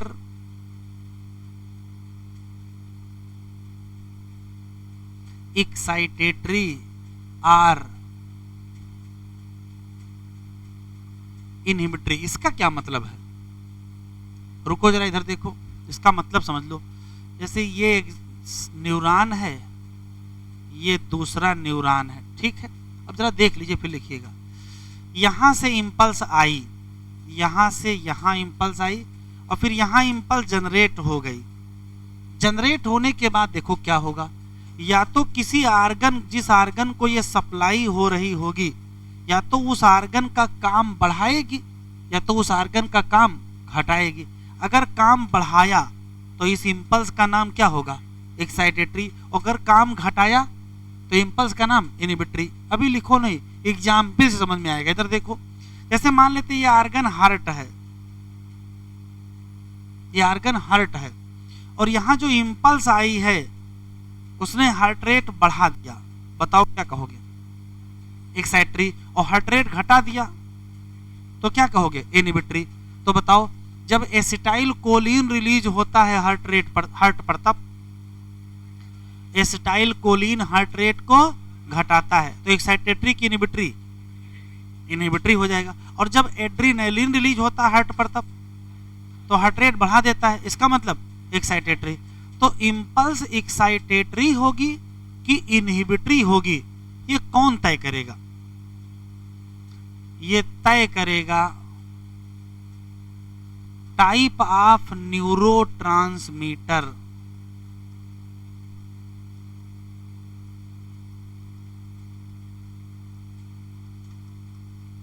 ध्यान से सुनिए बेटा, एसिटाइल कोलिन यहां रिलीज हुआ तो हार्ट रेट घट गई, और एड्रीनलिन यहां रिलीज हुआ तो हार्ट रेट बढ़ गई। तो इंपल्स एक्साइटेटरी होगी कि इंपल्स इनहिबिटरी होगी, ये कौन तय करेगा? ये तय करेंगे न्यूरोट्रांसमीटर जो रिलीज हुए थे। अगर एसिटाइल कोलिन रिलीज हुआ तो हार्ट के रेस्पेक्ट में इनहिबिटरी, और अगर एड्रीनलिन रिलीज हुआ तो हार्ट के रेस्पेक्ट में एक्साइटेटरी। अच्छा रुक जाओ, भी लिखो नहीं, सुन लो। यही एसिटाइल कोलिन हमारे इंटेस्टाइन पर अगर रिलीज होता है, यहां से आदेश चले हमारे इंटेस्टाइन के लिए, तो इंटेस्टाइन की एक्टिविटी बढ़ जाती है। एसिटाइल कोलिन अगर इंटेस्टाइन पर रिलीज होगा तो एक्टिविटी बढ़ जाएगी। बताओ एक्साइटेटरी की इनहिबिटरी? और अगर एड्रीनलिन आए तो हार्ट इंटेस्टाइन की एक्टिविटी कम हो जाती तो इनहिबिटरी। इसका मतलब यह है कि वही एसिटाइल कोलिन हार्ट की सरफेस पर क्या है? इनहिबिटरी, और वही एसिटाइल कोलिन इंटेस्टाइन के लिए क्या है? एक्साइटेटरी। इसका मतलब कोई न्यूरोट्रांसमीटर एक्साइटेटरी भी हो सकता है और क्या हो सकता है? इनहिबिटरी भी हो सकता है। फिर से सुन लीजिए, समझने वाली बात एनसीईआरटी में दी नहीं है क्या, कि जब पोस्ट साइनेप्टिक न्यूरॉन पर इंपल्स जनरेट होगी वो या तो एक्साइटेटरी होगी या तो इनहिबिटरी होगी। अब एक्साइटेटरी का मतलब काम बढ़वाना और इनहिबिटरी का मतलब काम घटाना। एक्साइटेटरी होगी कि इनहिबिटरी होगी, ये इस बात पर तय होगा कि न्यूरोट्रांसमीटर निकला कौन सा था। जैसे हार्ट की सरफेस पर अगर एसिटाइल कोलिन निकला है तो हार्ट रेट घटाया, मतलब इनहिबिटरी, और हार्ट की सरफेस पर एड्रेनलिन अगर रिलीज हुआ तो हार्ट रेट बढ़ाया, मतलब एक्साइटेटरी। लेकिन इंटेस्टाइन में कहानी उल्टा है। इंटेस्टाइन पर अगर एसिटाइल कोलिन रिलीज हुआ तो इंटेस्टाइन की एक्टिविटी बढ़ाया, मतलब एक्साइटेटरी, और इंटेस्टाइन पर एड्रेनलिन रिलीज हुआ तो इंटेस्टाइन की एक्टिविटी घटाया, मतलब इनहिबिटरी। तो वही एड्रेनलिन जो हार्ट के लिए क्या है? एक्साइटेटरी, वही एड्रेनलिन इंटेस्टाइन के लिए क्या हो गया? इनहिबिटरी। और वही एसिटाइल कोलिन जो हार्ट के लिए क्या है? इनहिबिटरी, वही इंटेस्टाइन के लिए क्या है? एक्साइटेटरी। तो जो एक्साइटेटरी है वो क्या हो सकता है? इनहिबिटरी, और जो इनहिबिटरी है वो क्या हो सकता है? एक्साइटेटरी। यहां तक लिखो।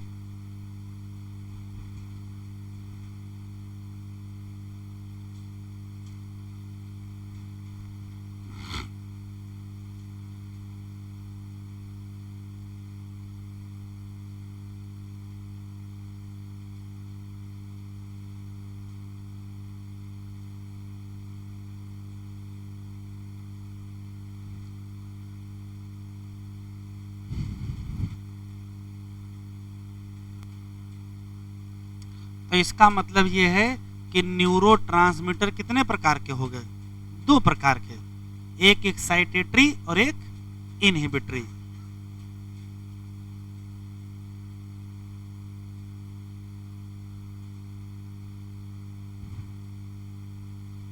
लिख लिया बेटा? बढ़े आगे। एनसीईआरटी ने तो फुल स्टॉप लगा दिया है कि जो इंपल्स जनरेट होगी वो या तो एक्साइटेटरी होगी या तो इनहिबिटरी, बस आगे कुछ नहीं बताया। एक्साइटेटरी होगी कि इनहिबिटरी होगी, ये कैसे तय होगा? तो ये कौन तय करेंगे? ये न्यूरोट्रांसमीटर तय करेंगे।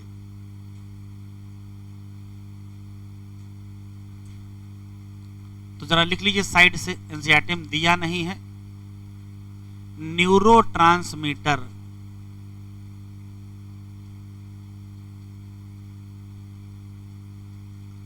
कई प्रकार के हैं, जैसे एक है एसिटाइल कोलिन, दूसरा है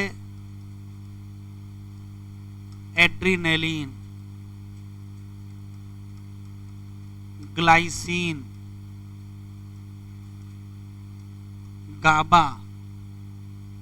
ठीक है, इसमें एसिटाइल कोलिन और एड्रीनलिन दोनों काम करते हैं। ये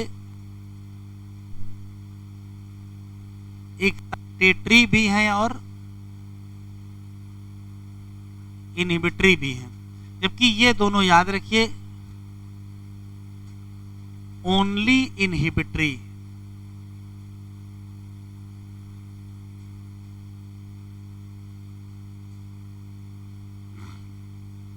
दो रटने वाले सवाल, जिसमें से एक तो नीट में नहीं एआईपीएमटी में पूछा गया है। Most common neuro transmitter release at synapsis.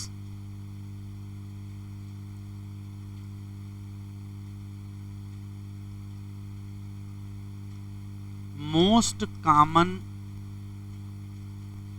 Neuro transmitter release at synapsis. बताओ, तो आंसर देंगे एसिटाइल कोलिन। एक और बीमारी, एक बीमारी पूछी गई थी एल्जाइमर डिजीज, नाम सुने हैं?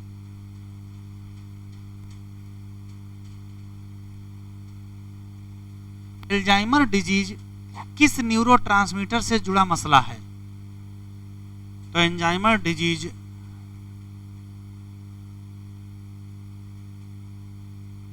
Associated with acetyl choline. ये दो क्वेश्चन लिख लीजिए।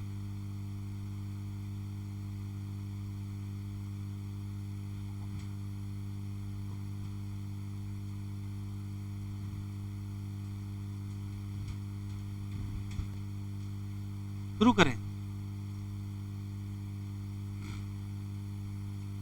एल्जाइमर डिजीज एसोसिएटेड विद, ये एक बार सवाल भी नीट ही का सवाल है, तो किससे जुड़ा है? वैसे तो एल्जाइमर डिजीज हम लोग जेनेटिक्स में पढ़ेंगे, वहां और इसकी चर्चा करेंगे। इसमें क्रोमोसोम का भी इन्वॉल्वमेंट है, क्रोमोसोमल एबनॉर्मलिटी में भी आता है। तो जरा एनसीईआरटी ओपन करें बेटा, और सारे क्वेश्चन इसके टिक कर लेंगे। अभी लेटेस्ट में एक सवाल 2023 में आया है, ट्रांसमिशन ऑफ इम्पल्स। लिखा है nerve impulse transmitted from one neuron to another neuron through a junction, और जंक्शन का नाम। किसी एक साइनेप्स की बात करें तो ये बनता कैसे है? तो मेम्ब्रेन किसका? Pre synaptic neuron. और मेम्ब्रेन किसकी? हो सकता वहां पर हो या ना हो, क्या? एक गैप, और गैप का नाम। There are two type of synapsis, namely electrical और केमिकल। इलेक्ट्रिकल साइनेप्सिस वो है जिसमें मेम्ब्रेन किसकी? प्री और पोस्ट साइनेप्टिक न्यूरॉन कैसी रहती हैं? बहुत ही करीब होती हैं। तो इलेक्ट्रिकल करंट कैसे फ्लो करेगा? डायरेक्ट फ्लो कर जाएगा एक न्यूरॉन से दूसरे neuron. Transmission of impulse across electrical synapsis बिल्कुल वैसे ही होगा जैसे कहाँ हो रहा था? किसी एक जान की लंबाई पर हो रहा था। Impulse transmission and electrical synapses always क्या होगा? फास्टर होगा than the chemical synapses. Electrical synapses क्या है? रेयर। कोई बात नहीं। एट केमिकल साइनेप्स मेम्ब्रेन किसकी? प्री और पोस्ट साइनेप्टिक मेम्ब्रेन के बीच क्या हो जाएगा? फ्लूइड फिल्ड स्पेस, नाम synaptic cleft. Do you know how pre synaptic neuron transmit an impulse या action potential across synaptic cleft to post synaptic? तो कहोगे हाँ, एक केमिकल जिसका नाम क्या है? न्यूरोट्रांसमीटर इन्वॉल्व है transmission of impulse at these का मतलब केमिकल साइनेप्सिस। एक्जान टर्मिनल पर क्या पाए जाएंगे? वेसिकल। भरा क्या होगा, न्यूरोट्रांसमीटर। जब इम्पल्स या एक्शन पोटेंशियल कहाँ पहुंचेगा, एक्सान टर्मिनल। कह रहा है it stimulate the movement of synaptic vesicle, उधर की तरफ टुवर्ड मेम्ब्रेन। कैसे मूवमेंट होगा वो मैंने बता दिया कि सोडियम का इन्फ्लक्स होगा, कैल्शियम का इन्फ्लक्स होगा, वेसिकल से बाइंड करेगा तब वो मूव करेंगे, और मूव करने के बाद किससे फ्यूज कर जाएंगे, प्लाज्मा मेम्ब्रेन। प्लाज्मा मेम्ब्रेन कहो चाहे प्री सिनेप्टिक मेम्ब्रेन कहो, बात तो एक ही है।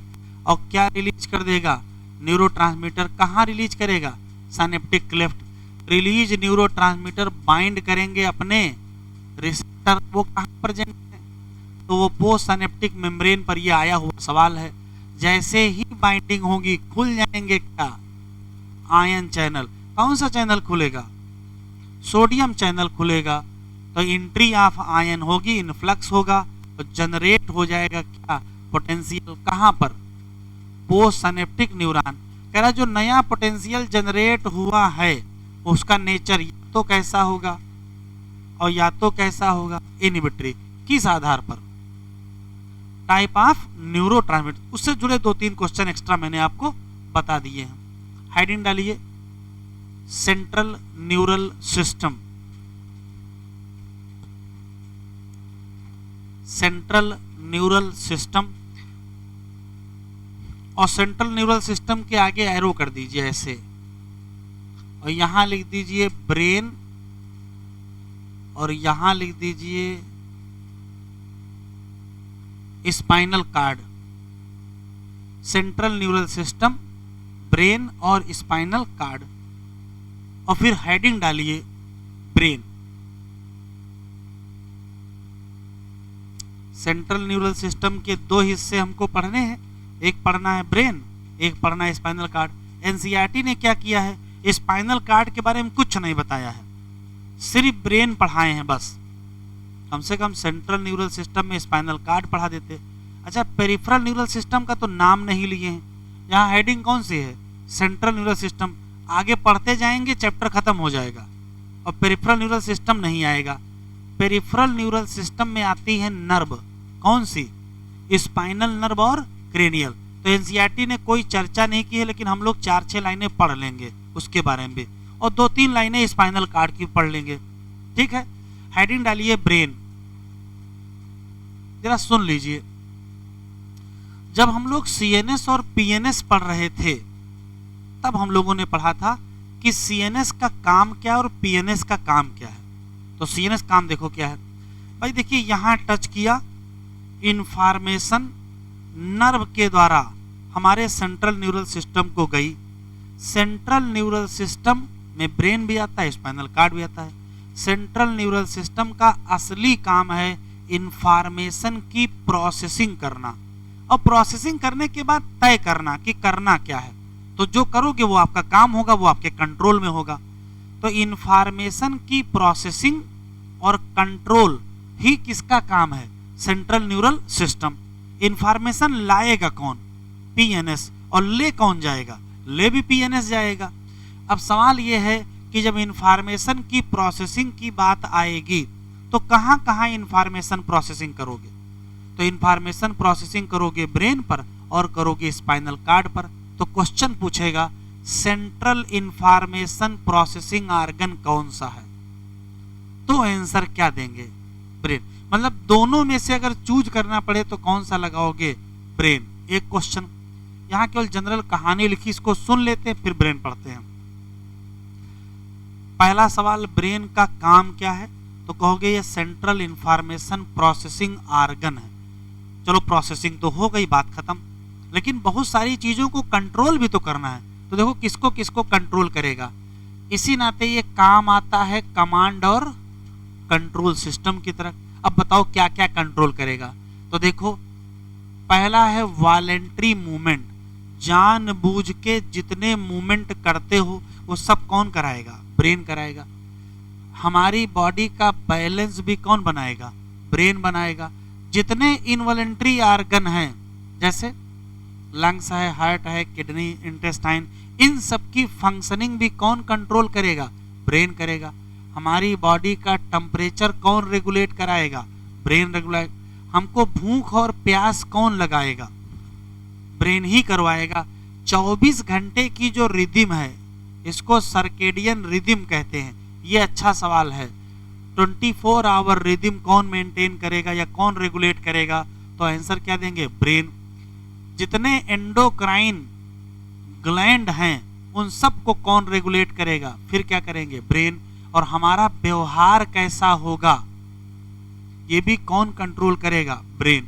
तो ब्रेन क्या क्या क्या क्या क्या कंट्रोल करेगा? तो ऊपर से नीचे लिखना होगा। भाई सुन लो, लिखो नहीं। यहां प्रोसेसिंग होगी किसकी? देखो किसकी किसकी। हम जो देखेंगे वो क्या देखे हैं, वो सही है कि गलत है, इसको क्या कहोगे? Processing of vision. और हम जो सुने हैं उसकी भी तो प्रोसेसिंग करोगे कि क्या सुने हैं, इसका क्या मतलब है। सुनना अलग है, मतलब अलग है। तो सुनना और समझना। उसके बाद हम क्या बोलेंगे ये तय होगा, ब्रेन तय करेगा ना, स्पीच। और हम क्या स्टोर करेंगे? मेमोरी और बुद्धिमानी और इमोशन और क्या? थॉट। तो ये जो लाइन है ये लाइन पहले होनी चाहिए प्रोसेसिंग के हिसाब से। और बाकी क्या है? फंक्शन। तो ऊपर से नीचे लिखना है। ऐसे लिखिए जैसे बोल रहे हैं। लिखिए ब्रेन, हेडिंग डालिए। लिखिए ब्रेन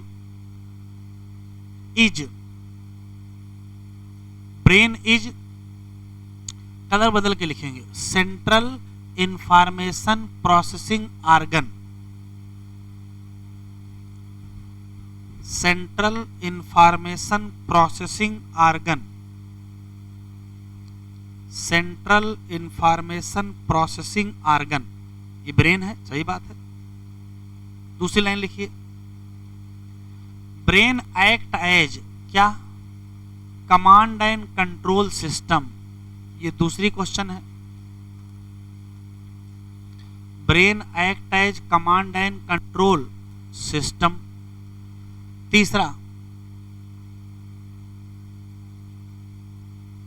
ऐसे लिखिएगा नई लाइन से, ब्रेन कंट्रोल। अब क्या कंट्रोल करेगा? तो इसके नीचे एरो कर दीजिएगा। क्या क्या कंट्रोल करेगा? ऊपर से नीचे लिखिएगा।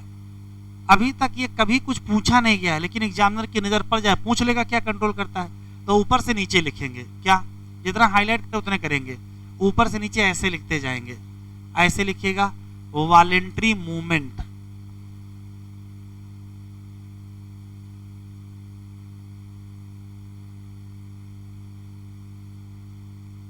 दूसरी लाइन से लिखिए, बैलेंस ऑफ बॉडी।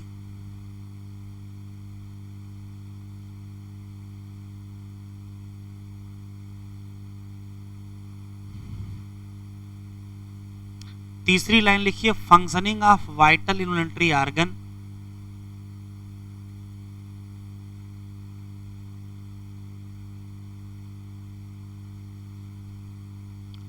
चौथी लाइन, थर्मो रेगुलेशन।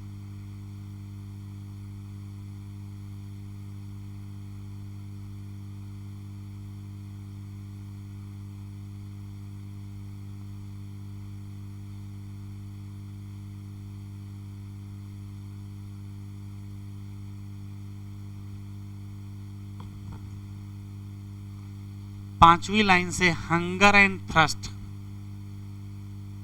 लाइनें खर्चा होने दीजिए, टेंशन न लीजिए, क्रम में लिखेंगे तभी चीजें याद रहेंगे।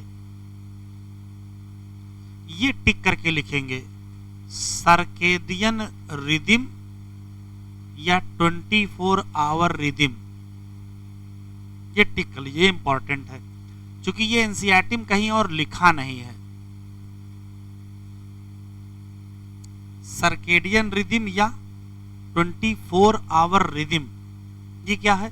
24 घंटे हमारे शरीर में जो बदलाव होते हैं, हम दिन में जगते हैं, रात में सोते हैं, दिन में एक्टिव ज़्यादा होते हैं, रात में इनएक्टिव हो जाते हैं, ये जो चेंजेज आते हैं ये सब 24 आवर रिदम में आते हैं। दिन का मूड अलग होता है, रात का मूड अलग होता है। अगला, activity of endocrine gland. Activity of endocrine gland, और सबसे आखिरी है ह्यूमन बिहेवियर, हमारा व्यवहार। ठीक है, इतना चीज तो कंट्रोल करता है। यहां तक सबने लिख लिया। अब फ्रेश पॉइंट है,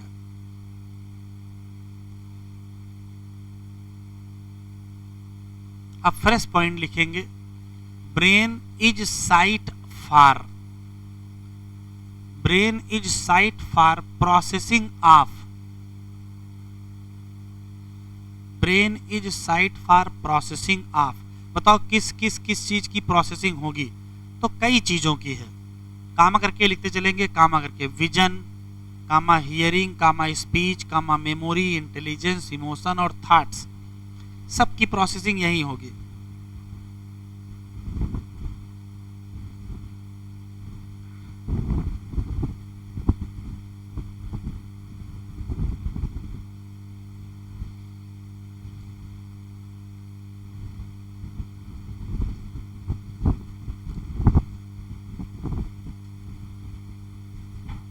लिख लिया।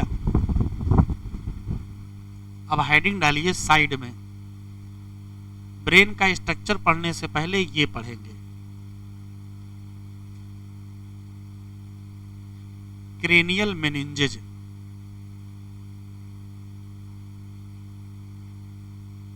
अगले लेक्चर पर हम लोग स्ट्रक्चर ऑफ ब्रेन पढ़ेंगे, वो एक ही दिन में खत्म हो जाएगा, ज्यादा कुछ है नहीं उसमें। लेकिन हम लोग थोड़ा सा 2-4 पॉइंट स्पाइनल कार्ड के, 2-4 लाइनें स्पाइनल नर्व की और 2-4 लाइनें क्रेनियल नर्व की पढ़ लेंगे। दी नहीं एनसीईआरटी में, और रिफ्लेक्स भी गायब कर दिया एनसीईआरटी ने। बढ़िया हेडिंग थी। हेडिंग डालिए cranial meninges, heading cranial meninges, और कुछ लिखिएगा नहीं, सुनिएगा। शुरू करें।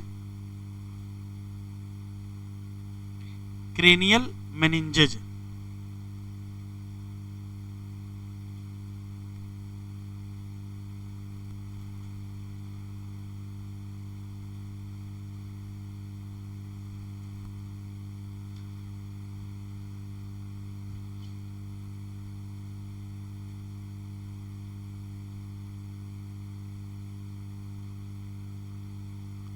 Cranial meninges. जरा डायग्राम देख लीजिए इधर। जैसे होता क्या है कि ये है हम लोगों का स्कल, और स्कल के नीचे एक बड़ा सा एपर्चर होता है,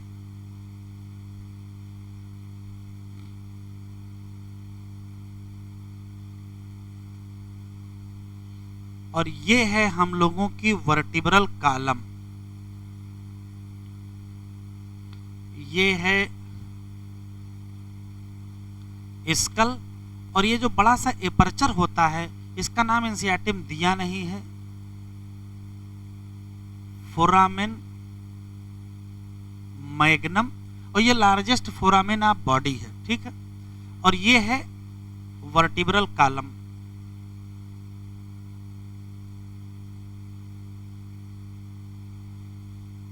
ठीक, अब इसके बाद देखिए, ये है ब्रेन, ये हम लोगों का ब्रेन है। और ब्रेन से क्या निकल के आती है? ब्रेन से निकल के आती है स्पाइनल कार्ड।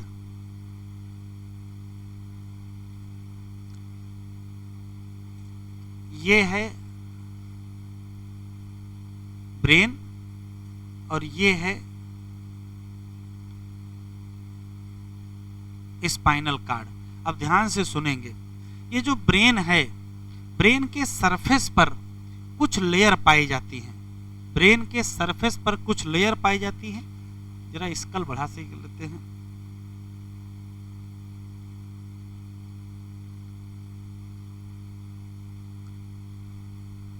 ब्रेन के सरफेस पर कुछ लेयर पाई जाती हैं। तो एक लेयर बिल्कुल ब्रेन के करीब होती है, एक लेयर स्कल के बिल्कुल करीब होती है, और एक लेयर बीच में पाई जाती है।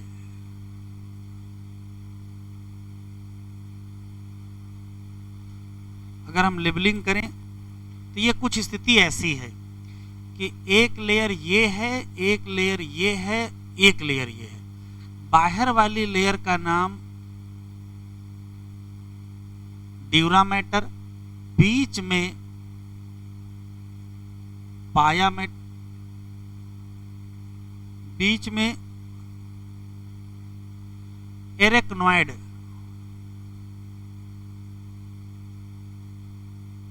मेम्ब्रेन या मैटर भी कह सकते हो,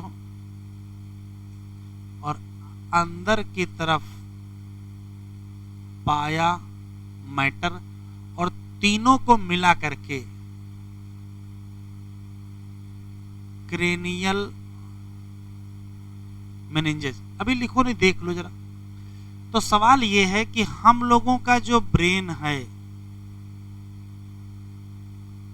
आवर ब्रेन प्रोटेक्टेड बाय, तो इसमें कोई शक नहीं है कि स्कल है, लेकिन स्कल के साथ क्या है?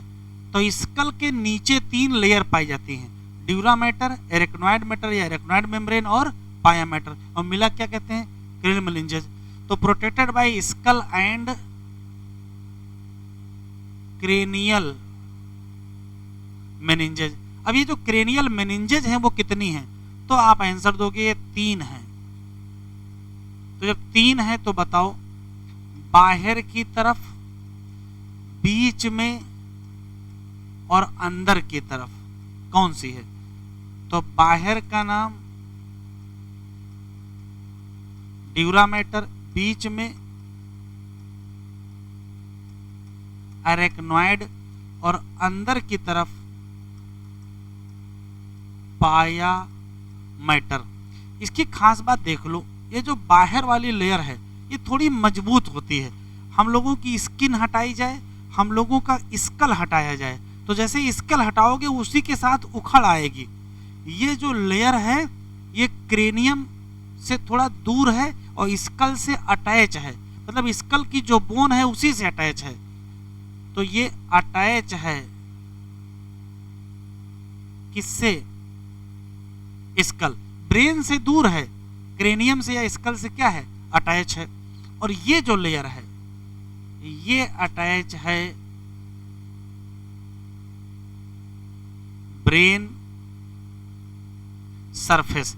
कौन सी लेयर है जो ब्रेन के सरफेस से अटैच है? तो आंसर क्या देंगे? पाया मैटर। इधर एक चीज और देख लो, मान लेते हैं कि ये है ब्रेन की सरफेस, अभी बनाओ नहीं, और ये है पाया मैटर। जरा देखिएगा ध्यान से, ये है पाया मैटर, तो ये ऐसे ऐसे हो जाता है। पाया मैटर, इधर देखिए, ये है ब्रेन की सरफेस, ये है पाया मैटर, ये ऐसे हो जाते हैं। पाया मैटर ब्रेन की सरफेस से इंटरडिजिटेट हो जाता है, बिल्कुल आपस में उलझ जाता है, और जो स्ट्रक्चर बनता है, जो यहाँ स्ट्रक्चर ये बना है, ये स्ट्रक्चर बना है, इसका नाम है कोरोइड प्लेक्सस, और यहीं से बनता है CSF। नाम सुने हो? Cerebro spinal fluid. तो जो सेरिब्रो स्पाइनल फ्लूइड है वो कहाँ से बनता है? Choroid plexus. और कोरोइड प्लेक्सस क्या है? तो कहोगे जब पाया मैटर किससे इंटरडिजिटेट हो जाए? ब्रेन की सरफेस से, तो बनेगा क्या? Choroid plexus. फिर से सुन लेते, बना लीजिएगा। हम लोगों का जो स्कल, सॉरी, हम लोगों का जो ब्रेन है वो वेल प्रोटेक्टेड है। किसके द्वारा? स्कल, इसमें कोई शक नहीं है। लेकिन स्कल के साथ क्या है? क्रेनियल मेनिंजेस हैं। कितनी है? 3। बाहर की तरफ ड्यूरामेटर, अंदर की तरफ पाया मैटर, और बीच में एरेक्नॉइड मैटर। ठीक है, एरेक्नॉइड मेम्ब्रेन पतली होती है, एनसीईआरटी में लिखा है वेरी थिन। बीच में पतली लेयर कौन सी होती है? Arachnoid matter. सिस्टम कुछ ऐसा है कि बाहर वाली लेयर किससे अटैच है? स्कल से, या कह सकते हो क्रेनियम से, और अंदर वाली लेयर किससे अटैच है? ब्रेन के सरफेस। कुछ जगहों पर ये ब्रेन की सरफेस से क्या कर जाती है? इंटरडिजिटेट, जैसे उंगली में उंगली फंस जाए ऐसा हो जाता है। उस स्ट्रक्चर का नाम कोरॉइड प्लेक्सेज, और उसका काम क्या है, तो उसका काम है CSF फॉर्मेशन। अब बनाओ।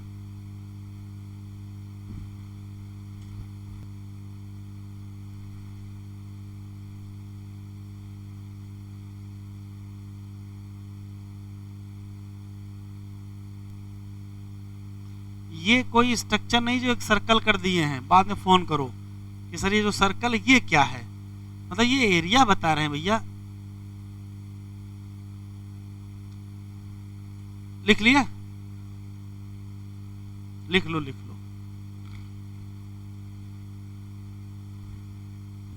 बस 2 मिनट जरा एनसीईआरटी देख लो।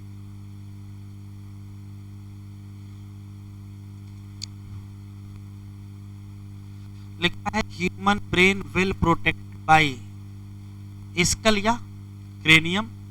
इनसाइड द स्कल क्या मिलेगा, brain cover by cranial meninges. अब जो कंसिस्ट ऑफ क्या, आउटर लेयर, नाम क्या है, डूरा मैटर, बहुत पतली क्या, बीच की लेयर एरेक्नोइड मैटर, और अंदर की लेयर लिखा है which it contact with the क्या, ब्रेन टिश्यू, नाम क्या है, पाया मैटर। बस यहीं तक पढ़ाया है। यहाँ से ब्रेन के पार्ट और ये ब्रेन का स्ट्रक्चर है।